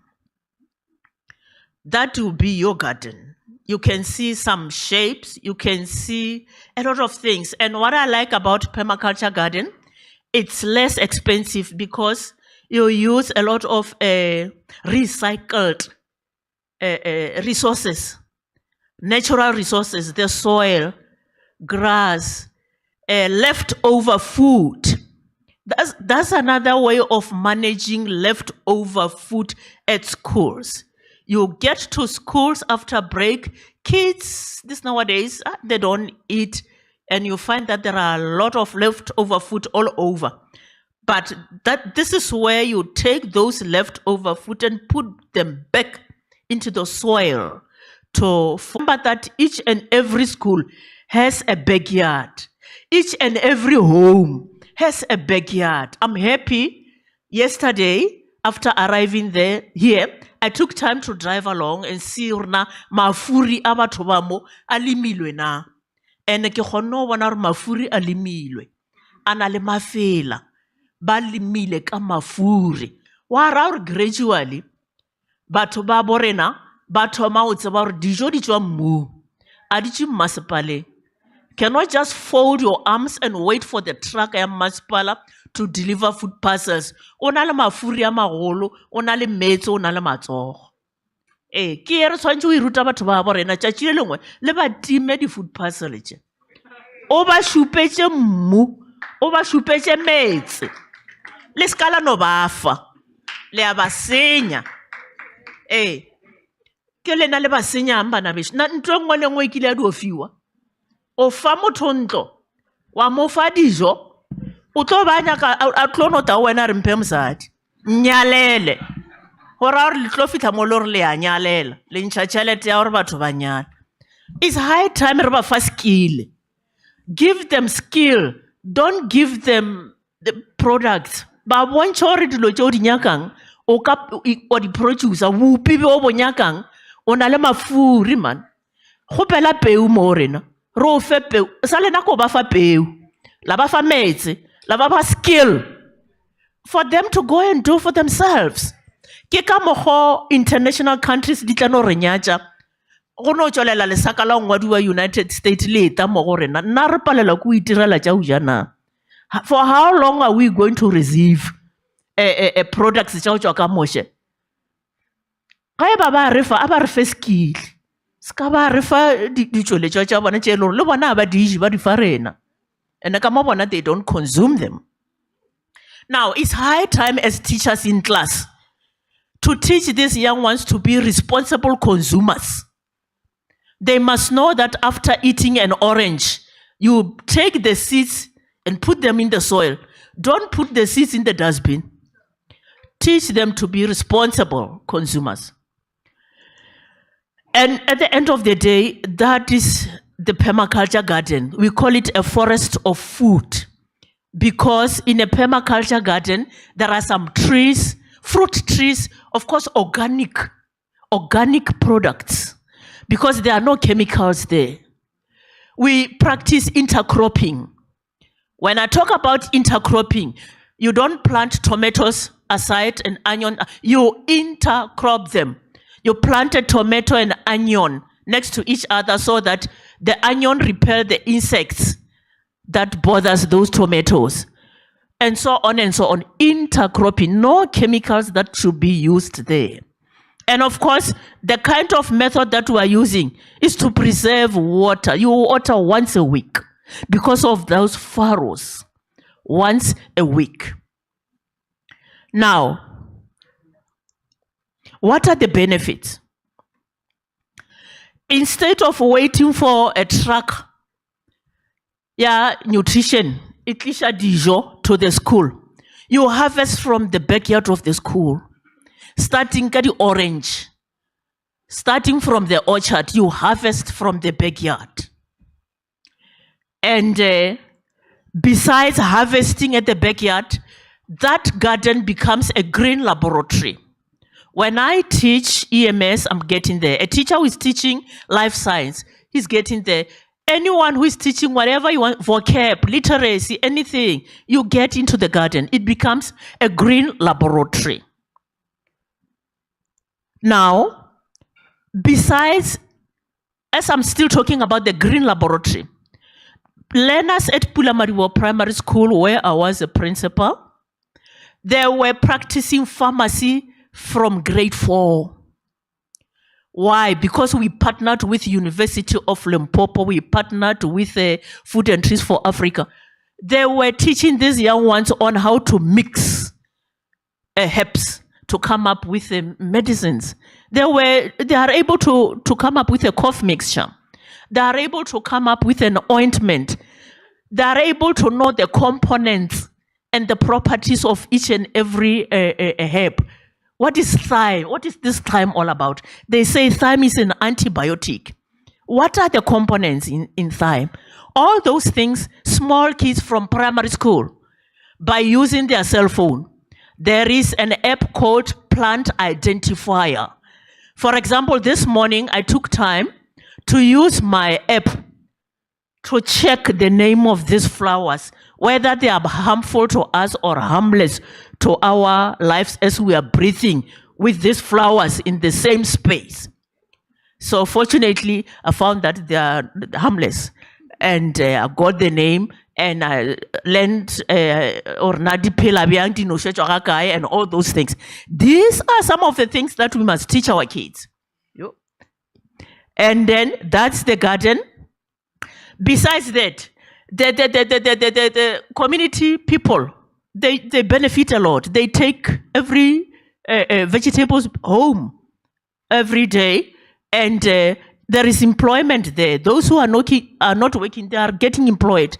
And the orphans and the grade R learners, they learn on how to count, counting the leaves of those spinach after harvesting.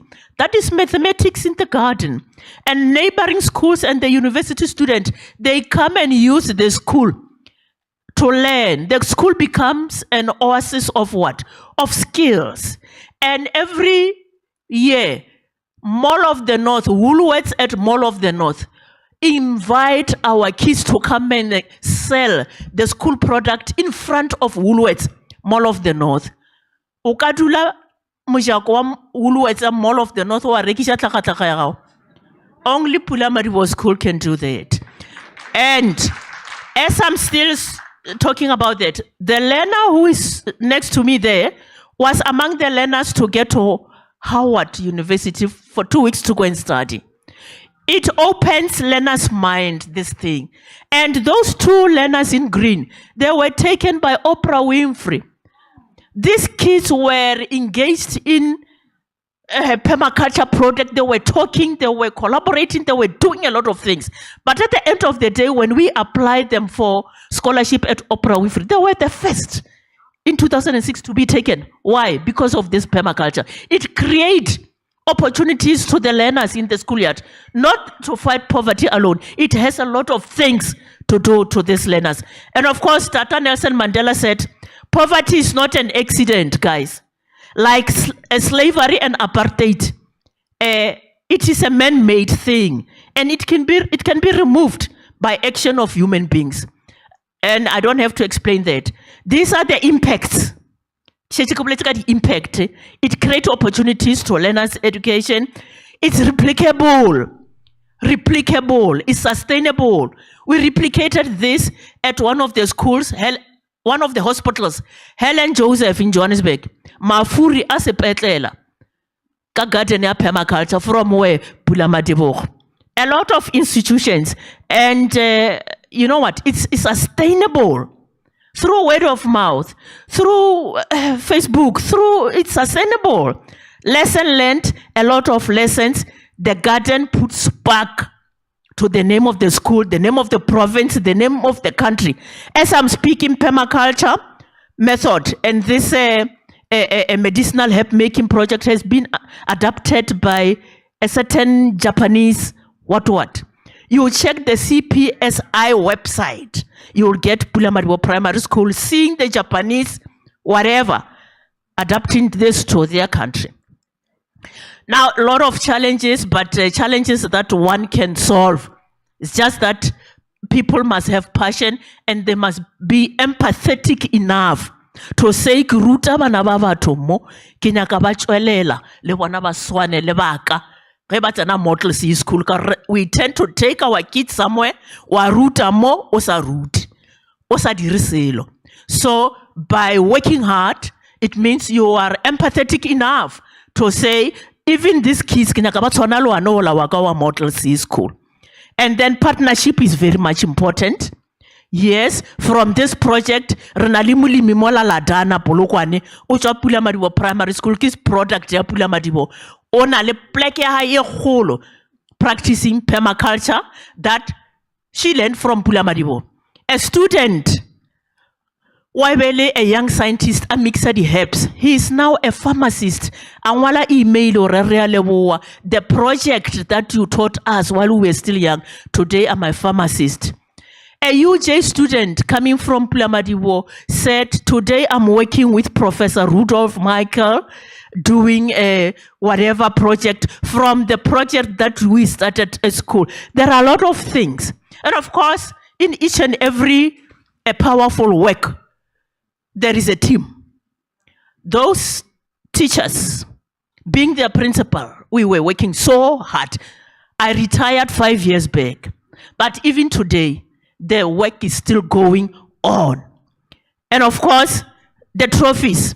Trophy from office of the premier, where it was accompanied by 150 to our school to keep the garden alive. And those trophies, they come from this garden. My trophies that were directed to me, coming from the leadership, coming from the garden, coming from the innovative styles that we were coming up with. So a food security project is not the task of agriculture only. It's everyone's task. Even schools, more especially primary schools. Of course, if we dart at the same direction, we are likely to achieve what we want to achieve. And the best tool to be used as a leader is Batopele principles. If you are a principal who is not using the Batopele principles, you are likely to achieve in whatever you are doing, whether a principal or a leader. Make sure that we incorporate your leadership with the principles of Batopele. And of course, challenges are there. Challenges will always be there. They will take you back. You'll make progress. But at the end of the day, something will just come and take your progress and put it back. Don't be uskawalangwa. Lebella muthu o gore ga a langwe. He keeps on walking. Johnny Walker, lemtseba. Yes. Now, of course, the greatest oak tree was once a little nut who held its ground. So as a late to Toma, we can still start. One day here at Lotakanamo, the oak tree kamakaharena. So we belong to the people. We must serve them. We must care them. Riskarwa serve occasionally, some celebration, continuous service. And thank you so much.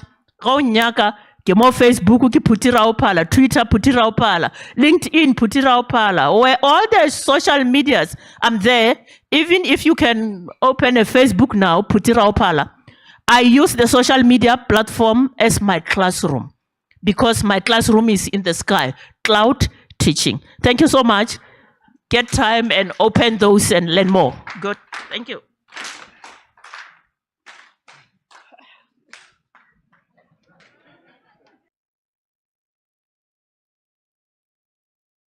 So inspirational. I wanted to stop her and I thought Rene originally jealous.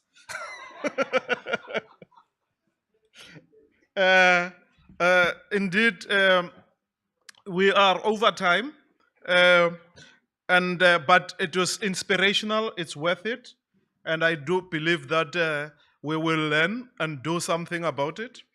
I would not like to take time to rehash some of the points. What I would like to do is to request our penultimate presenter. Yeah.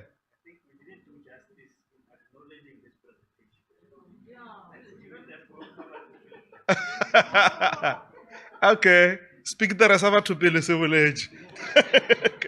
All right, let's do that.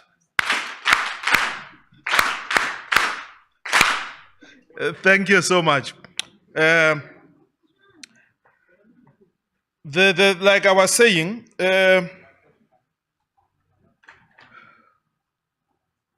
I would like us to go to the almost last presentation by Ms. Nbe from the Department of Health. She's on the virtual platform. Nbe is a Deputy Director at the Directorate Child, Youth and School Health at the National Department of Health since 2005. She's a registered dietitian and her work focuses on improving infant and young child feeding. Among others, she has been involved with Mom Connect initiative, Side by Side, Under 5 campaign. Colleagues, ladies and gentlemen, I really realize that it's now 13:21 and we are here about eating and feeding ourselves. So the few speakers who are left to speak, always, especially for us who are on the venue, remember you are standing between us and eating.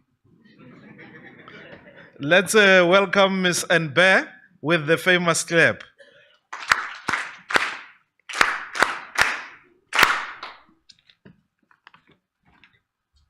Thank you. Thank you for, am I audible? Yes. Oh, thank you. I would also like to acknowledge all the delegates and all the colleagues, and also thank you for inviting me to come and speak, especially on undernutrition. So the next slide, can they change? Does it change by you? Because the slide hasn't changed. Oh, yes. So this is just the presentation of the outline. And I realize some of the previous speakers have addressed some of these topics. So I won't go into detail if I realize that they have already addressed it. And so we can go to the next slide. And this is why I wanted to show this slide is the different definition of undernutrition. So I'm asking to go to the next slide because it will give you more illustration. So first, yes, if you can see this, we get different types of malnutrition or undernutrition. So first of all, if you see wasting, this is if the person is low weight for height, for the normal height, then it's wasting. You've also heard people talk about thinness. Then we have stunting. This is when you are low height for age. So it's more the shortness. And then underweight is also low weight for age. In South Africa is also, we have a challenge. And so what I want to say, wasting, stunting, and underweight, as well as micronutrient deficiencies, that's a lack of vitamins and minerals, but you do not see it in your weight, or the undernutrition. But we also get overnutrition, and this is when you're high weight for height, and also your BMI is quite high, and we have double burden, so you can be stunted and overweight. So this is the various forms of malnutrition. So the next slide. So what I'm actually going to focus on is mostly our under 5 population. The previous speakers have spoke a lot about school children, but our under 5s are the most vulnerable population.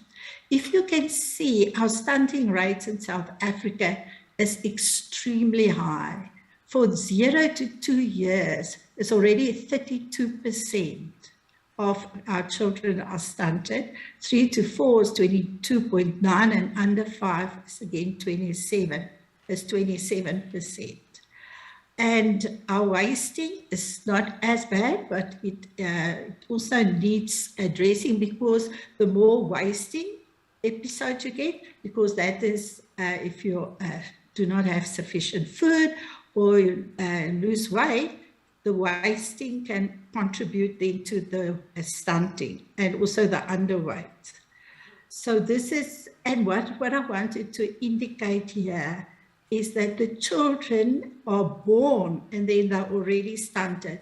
So our pregnant mothers are very, very important to give nutrition to eat healthily.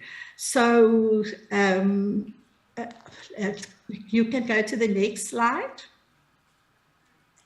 Then this slide, just want to show you that in South Africa, since 1994 until 2016, we haven't made an improvement in our stunting. It was 29%, it's about 27%, and this is of great concern. But the wasting, there are improvement. It was 9.1%, and we brought it back down to 2.5%. But we need to work very hard on to the stunting. Then the next slide. We also get overlapping burdens of undernutrition. If you can see this slide, 27% of our under 5 population is stunted. And then overweight, we have 13%. And that's also very, very high. And then there's 4% of the children that's overweight and stunted.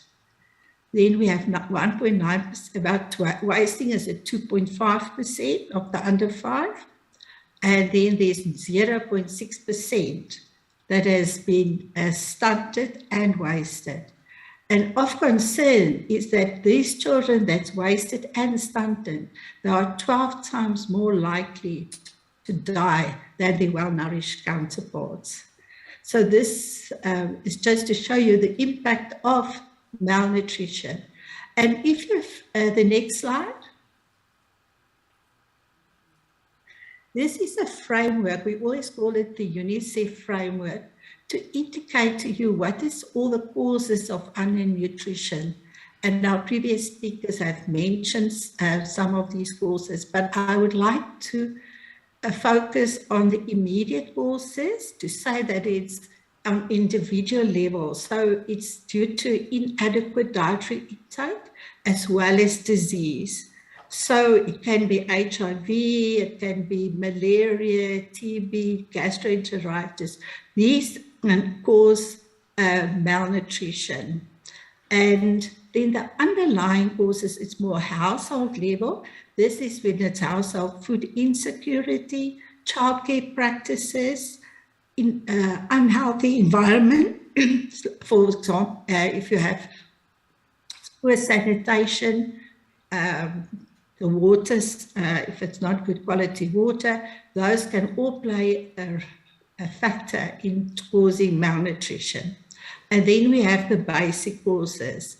That is the underlying causes. This is the causes like unemployment, lack of land, poor education. So all of this have a fact to a cause of undernutrition. And therefore, it's to address malnutrition, it's not one department, one person's function. It's every one of us has to contribute to solving the challenge with undernutrition in South Africa. Thank you. You can move to the next slide. This is another slide that I want to indicate the factors influencing undernutrition in South Africa. And then I want to specifically indicate some of the stats. For example, breastfeeding. If one of the things for under 5 children is poor infant and young child feeding practices, how many of our mothers are breastfeeding today? We must go back to our old ways of doing it and breastfeed. There is not one formula that is as good as breastfeeding. And 25% of our children are not breastfed at all.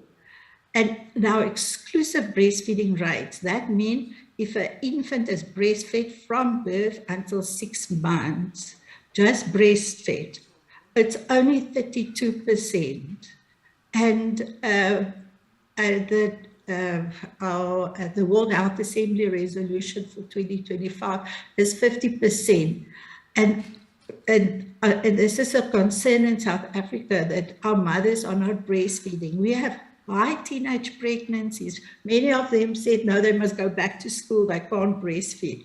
Many of our people who say, no, they go back to work, they cannot breastfeed. So we need to have breastfeeding friendly environments where we, at work, at school, where we encourage these to breastfeed and not to leave it to someone else and to be so that the babies can be formula fed. So, and then after 6 months, the mothers must continue breastfeeding and also provide complementary foods. And we realized that through the research that only 23% of our children between 6 to 23 months are fed a minimum acceptable diet. So already from young, they are not receiving the sufficient food. And you will hear from the first 1,000 days how important it is. And we can go to the next slide. This is just also factors, if I mentioned that is very important, is the insufficient health services and health environments that we need health, hygiene and sanitation practices. The next slide. This slide, I actually would like to show you how where I said insufficient dietary intake, remember it's at individual level, and also disease. So if you take in not sufficient nutrients, then it's not, and the child has also, how can I say, they due to the poor nutrition, they have poor immunity. They lose weight, and if they have diarrhea or the gastroenteritis, actually it makes it, the child even eat less, and it makes the disease worse, but it makes also the malnutrition worse. So, and then the child loses more appetite, and there's a less absorption of the nutrients, and that is like a, how can I say, a vicious cycle of poor nutrition and disease. If you could say it plays a major role. Next slide. This slide, I actually wanted to show you the consequences of undernutrition throughout the life cycle. For example, if I say to a baby can be born already stunted, and the child can be a low birth weight baby. This baby will have the mental, will not develop as a baby that has normal weight and has, how can I say, the mother had healthy food and eaten well. So this child that maybe inadequate growth, the child will be develop stunted, to become an adolescent that's stunted with reduced mental capacity. And when this adult child become pregnant, that child, a mother, will also have a low birth weight baby. And this cycle just continues. So we need to break the cycle and to start providing that the mothers, the children can eat healthily, and that we can break this cycle of undernutrition in this, the consequence of undernutrition throughout the life cycle. The next slide, thank you. So this slide shows you that malnutrition is actually an underlying cause of 60% of deaths. So what we encourage in our health facilities, that any child below the age of 5, nutritional status should be assessed so that we can give the child proper treatment. The child can come in with gastroenteritis, or the child could have just fractured his leg or something. Then that child could also have malnutrition. And if we do not identify malnutrition at a very early age, then it cannot be reversed, the effect that the undernutrition has. So you can see that many of the deaths is due to, it's not just because of malnutrition, but it's also of all the other diseases, but they are working interrelated. So it's a vicious cycle of disease and malnutrition. So we need to improve our nutritional status, and the child will recover from the disease much faster and not have the effect. Okay, the next slide. This is just to indicate the consequences of undernutrition. We have short-term and long-term consequences. There's definitely impaired brain development and a lower IQ. And undernutrition in utero leads to low birth weight babies, loss of productivity, increased health care costs, weakened immune systems. Most deaths from acute malnutrition are linked to infections such as diarrhea, pneumonia, tuberculosis, and HIV. And there's also a risk of diabetes, cancer, stroke, hypertension, and other non-communicable diseases. There's a lot of research being done. So if a fetus, the unborn baby is already if the mother going through adverse situation and she do not receive the correct nutrients, then there's a response, and then there is already a programmed, that she's permanently programmed, and then it creates changes in the metabolism that cause problems when they persist into adulthood, the newborn.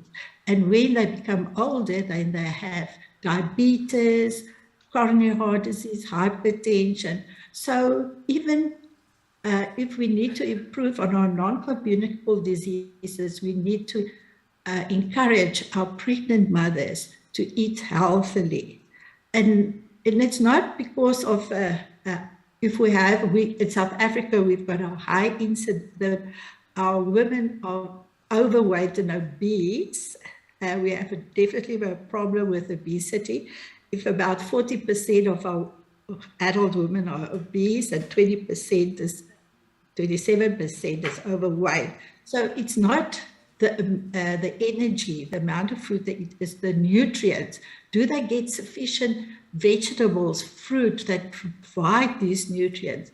The micronutrient content of the diet is extremely important. At clinic level, they do provide these women with folic acid and iron, but more needs to be done to improve the nutritional status of pregnant women. The next slide. This is the longer term effect, that consequences of undernutrition: shorter adult height linked to childhood stunting. Stunting lead to overweight and obese adults, lower economic productivity and earning capacity, and lower IQ and cognitive capacity, and metabolic and cardiovascular diseases.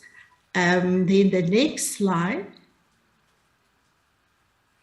I just want to mention that we indicate that only 23% of our children 6 to 23 months eat a minimal acceptable diet. And many of these children consume sugary foods. Mothers, sometimes they give rooibos tea. They think rooibos tea is good, and then they add sugar to it. But then they do not give the child milk.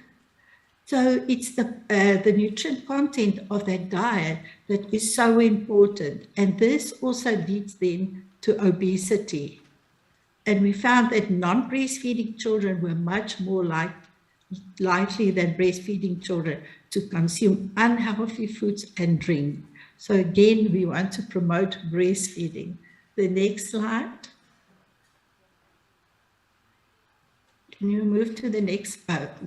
So what I want to mention here is the concept of the first 1,000 days. I'm not sure if you are aware of this concept, but this is the very, very important for nutrition.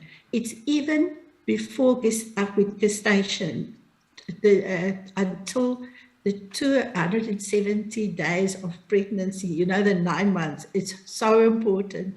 Then the first year of the child's life and the second year. So if you add those days up, it's the first 1,000 days. And what I've written there is, during this first 1,000-day window can have a profound impact on a child's ability to grow, learn, rise out of poverty. It can also shape society's long-term health, stability, and prosperity. So, and if the child is already adversely affected in this 1,000 days, it can have effect lifelong. So it's not always reversible. So continue to the next slide. So a chronically undernourished mother is likely to give birth to an underweight baby who may be stunted, and as a child, she will give them birth to a malnourished baby. So during fetal growth, as you all know, that it is when the child's organs and tissues, the blood, the brain forms, and this is very important that the baby receive nutrition, and she received the nutrition from the mother. So it's very important. Maternal nutrition is extremely important to break the cycle of undernutrition. The next slide. Member, is it possible for Oh, you to start wrapping up? Okay, sure. Let me skip this slide. Then I just want to show you the you can continue. I just want to show you the effect of stunting here. So if you can see the stunting, there's impaired brain cells and there's limited branches, where if the child ate healthily, then there's extensive branches. So what I want to just say that it has such an impact on brain development and proper nutrition. So I'm going to the next slide. You can skip the next slide. And then, because this I've already mentioned, then just this slide, I just want to say that the proven strategies is that we need to give adequate nutrition for pregnant and lactating women. We should promote exclusive breastfeeding for the first 6 months, and to continue breastfeeding for up to 2 years and beyond, and provide appropriate complementary feeding, do regular growth monitoring, encourage food diversity, and complement the childcare with, I heard like there's about 42,000 childcare facilities. So that is extremely important to motivate our children and to give them more development and good nutrition. The next slide. I just want to, this is exactly to prevent overnutrition. The recommendations are very similar, is that we need to teach the breastfeeding, good complementary feeding, but the most important one of the aspects is we must discourage the addition of salt, oils, fats, and sugars, and we should encourage physical activity. Next slide. Okay, now this one we can continue because this is more the lifestyle. I just want to indicate that stunting, we are not, this is our, the 2025 nutrition targets. We are really off track. We need to work hard to break that cycle of undernutrition to improve our stunting rates, and our exclusive breastfeeding rates we also need to improve. Next slide.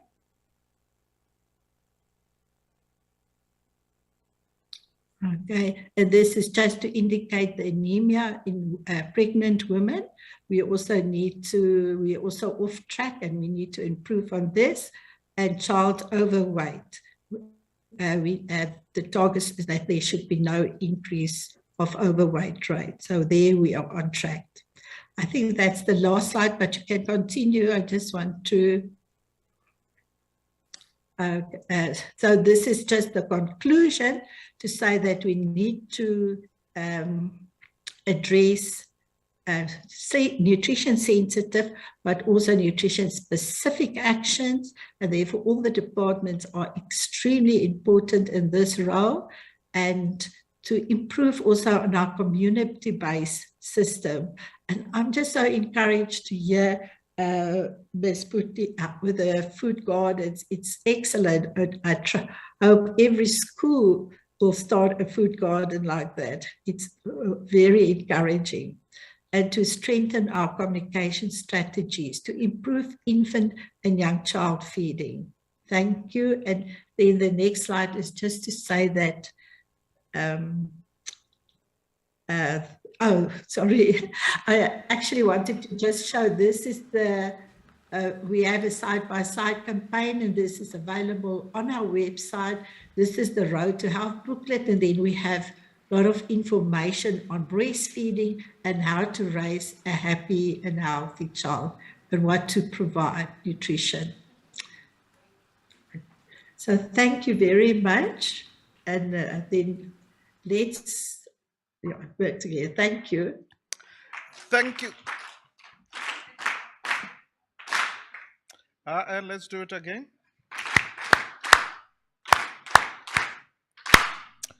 Okay, ladies and gentlemen, I'm not going to add to the time.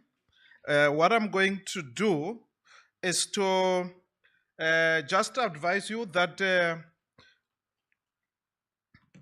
just to manage my colleagues at DPSA,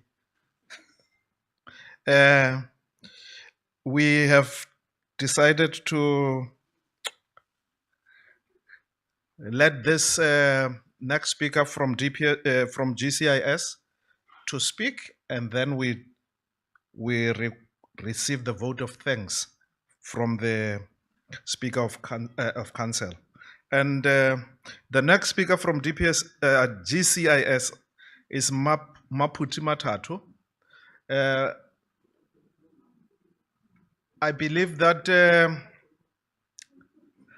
she was supposed to be ending speaking now. So, because this is the end of your time, I hope you will be quite nice with us. And just for the benefit of everybody, I don't know why you decided to say you were born in Zone 1. Okay. Because she says she's born in Makwilering, Zone 1. Pursued studies in development, governance, and gender, and got her BA in governance development from UNISA, and she's currently doing her master's in gender studies. She believes in developing communication. Thanks. Paul. Oh, okay. Raloche. Hey, where's the presentation? Oh, if there's no presentation, then I'm going to be even quicker. If you know me, you know I believe in 5 slides presentations. So now, since I'm between you and your lunch, I'll make it even 2 slides. The glory on the food garden, said the Tusong, should never, by all means, go to the GCIS. GCIS can only speak for the Tusongs. The Tusong center managers and their municipalities do all the work. I just wanted to clarify that. I'm thankful that I come just after a dietitian would do, because she was indicating all the problems that malnutrition causes. But we are Black, most of us, and we know that ngwana lele before lelaing. Okay, can we go to the slide on food security? Ribonchor, as the center manager said, the Tusongs, how are we responding to the call that ngwana lele before lelakar? The center managers sitting at the centers, realizing that Hukawat committee meeting. The center point for Limpopo, I'll use Limpopo because it's home, it's Relela. So at Relela, the center manager currently is a woman. Ed Maruleng is a man. But you know, influence is influence. I gather Josie was influenced by Susie, and Susie was saying to us when we would be meeting, because Susie's garden started in 2015. So she was saying, out of my small salary from Greater Tsanin, I'm forced to buy at least a loaf or something for somebody who's refusing to leave the center because I want to sell logai. So, and I thought, so what can we do? So Susie checked, just kamumra the toilet at Relela Tusong. There's a small speak, if you're tall like me, it's quite an ordinary space. If you're shorter, it could be bigger. Ikamra the toilet, logically the water flows there and other things. So, not the toilet water, plumbing. So plumbing, so it means if there's water, then water can flow easier, it's closer. So she, with a team of CDWs and who? And what committee members, and those people who were actually hungry, started the garden, which is still flourishing to today. Yeah, Josie Center, Tusong, as you know, is a petty word for help, helping center. So it responds to every material condition in the community. So yeah, Josie, sometimes it's a home. You know, when COVID was doing the most, people were even sleeping there, but now they also have a garden. Gardens are done universally across the Tusong in the Republic. for the purpose of killing hunger and fighting hunger. That's it. That's a long and short of my presentation. But I'm just going to show you a few pictures of what those means. Let's scroll down. Let's scroll again. Let's pass KwaZulu-Natal. Yes, this is in KZN. Let's go. Let's go until you get Relela, then we will talk. Then you see, Relela ready, when the food is still growing in the garden, Susie and her team has also said, but there are orphans who cannot wait for the soil and God to do other things. We need food now. So they feed about 75 kids a day, every living day. They've been doing it for the past, 7 years? Let's go to the next slide. Maruleng, I've talked about it. Kia Josie, Kamu Maruleng, it does the same. Let's go to the slide of a picture. So Maspala for the water, for the seeds, and whoever, wherever they get them, because sometimes badi panda, to be honest. Let's go to the next one. And then there's Mtititi. Mtititi also, I said influence is a big thing. That's why we pay so much money for it. Mtititi was influenced by Josu Ryan, Josie, it was dry. If you know Mtititi, you know there's no water. Here, Shiburi started with the horsey to get some tankers come to the center. So yeah, Shiburi is worse, it's big. I don't know much square meters, but it's horribly big. So it started also to respond. He wanted to start by 2014, but it actually eventually started around 2017, and it feeds about 200 households, and we know 200 multiplied by 7. Let's go to the picture. See how big Mtititi is. It's almost infinite. So we are saying Araba supporting. We have 30 centers in Limpopo, and of the 30, only 4 are doing this. So we can roll this out to all the Tucson centers. Thank you. You can go have your lunch.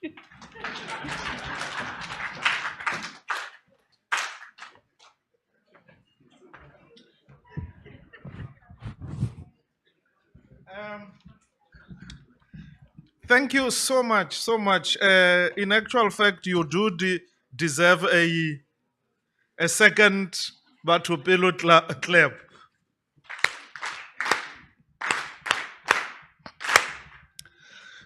Ladies and gentlemen, this is the last presentation. The organizers didn't tell me, but at some point I went outside and I saw that there are some plates there. I believe they are for us. So I want to take this opportunity to thank you for being such a great audience. And I'm thanking you now because I'm not going to come back on the podium, because the next person who is going to be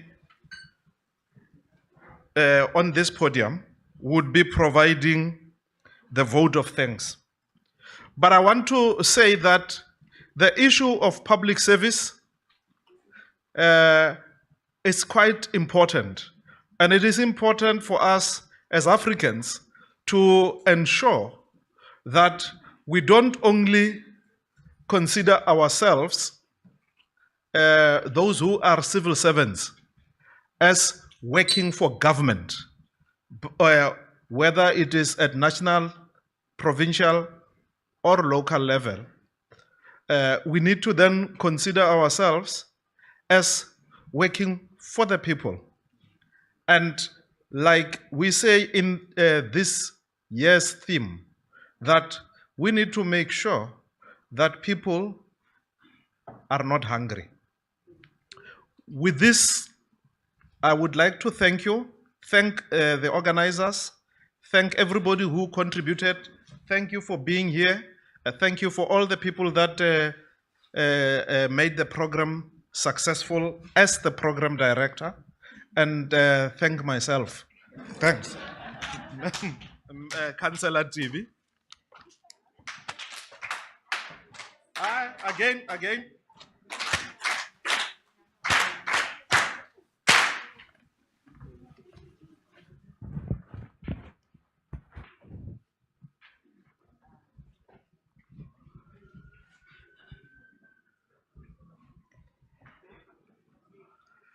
To the Deputy Minister, Philen Majake, in absentia. To the Acting Premier, Biskop Makamu. To His Worship, the Mayor of Greater Tzaneen Municipality, Councillor Gerson Mulabsana. To the officials from national, to the officials from the province, to the officials from the Greater Tzaneen Municipality, led by Mr. Ndlala. Allow me to say all protocol observed. As Greater Tzaneen Municipality, we feel very much honored to host this event. We are not the good ones from the province, but we are just honored. I have been given the responsibility of giving a vote of thanks. I would like to thank the program director for directing this event well. It seems as if you went to school to study how to direct a program.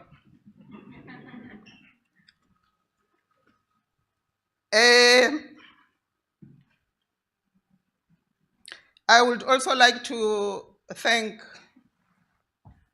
my mayor, His Worship Gerson Mulabsana, for welcoming the guest in the briefing session.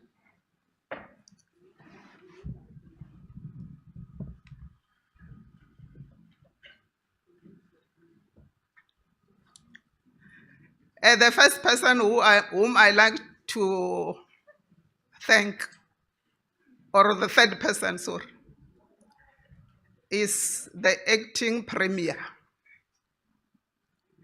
Mr. Biskop Makamu. He said that we should be committed to fight hunger in Africa.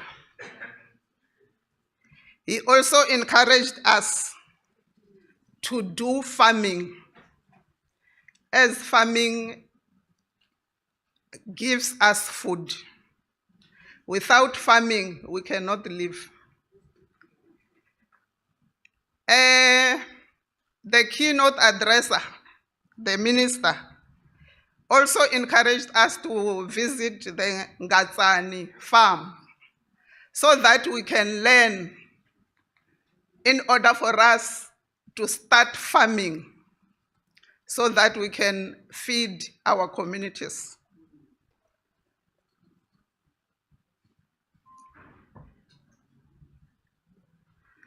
She said we must also prioritize food security, which is very much important. And government is available to assist us. We are not alone. She said that we must do public participation on IDP. I just want to indicate that as Greater Tzaneen Municipality, we are doing best on this one because we are able to do IDP public participation ward per ward. I would also like to thank Dr. J. Muyeng on presentation of food security. She indicated that the challenges that we are experiencing are on household, which means that here is where we have to emphasize to our communities as Greater Tzaneen municipality because we are on the ground with the people. So it means that we have to see to it that food security is available. To Miss Sikiti from Department of Education, thank you for updating us on National School Nutrition Program.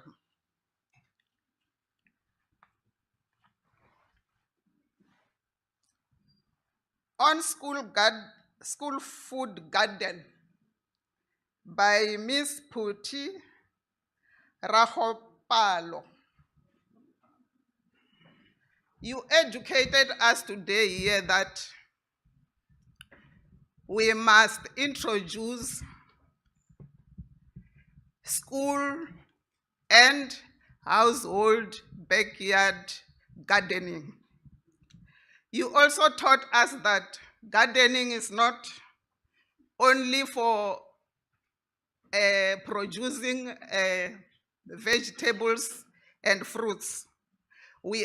Our learners are also learning when doing permaculture gardening.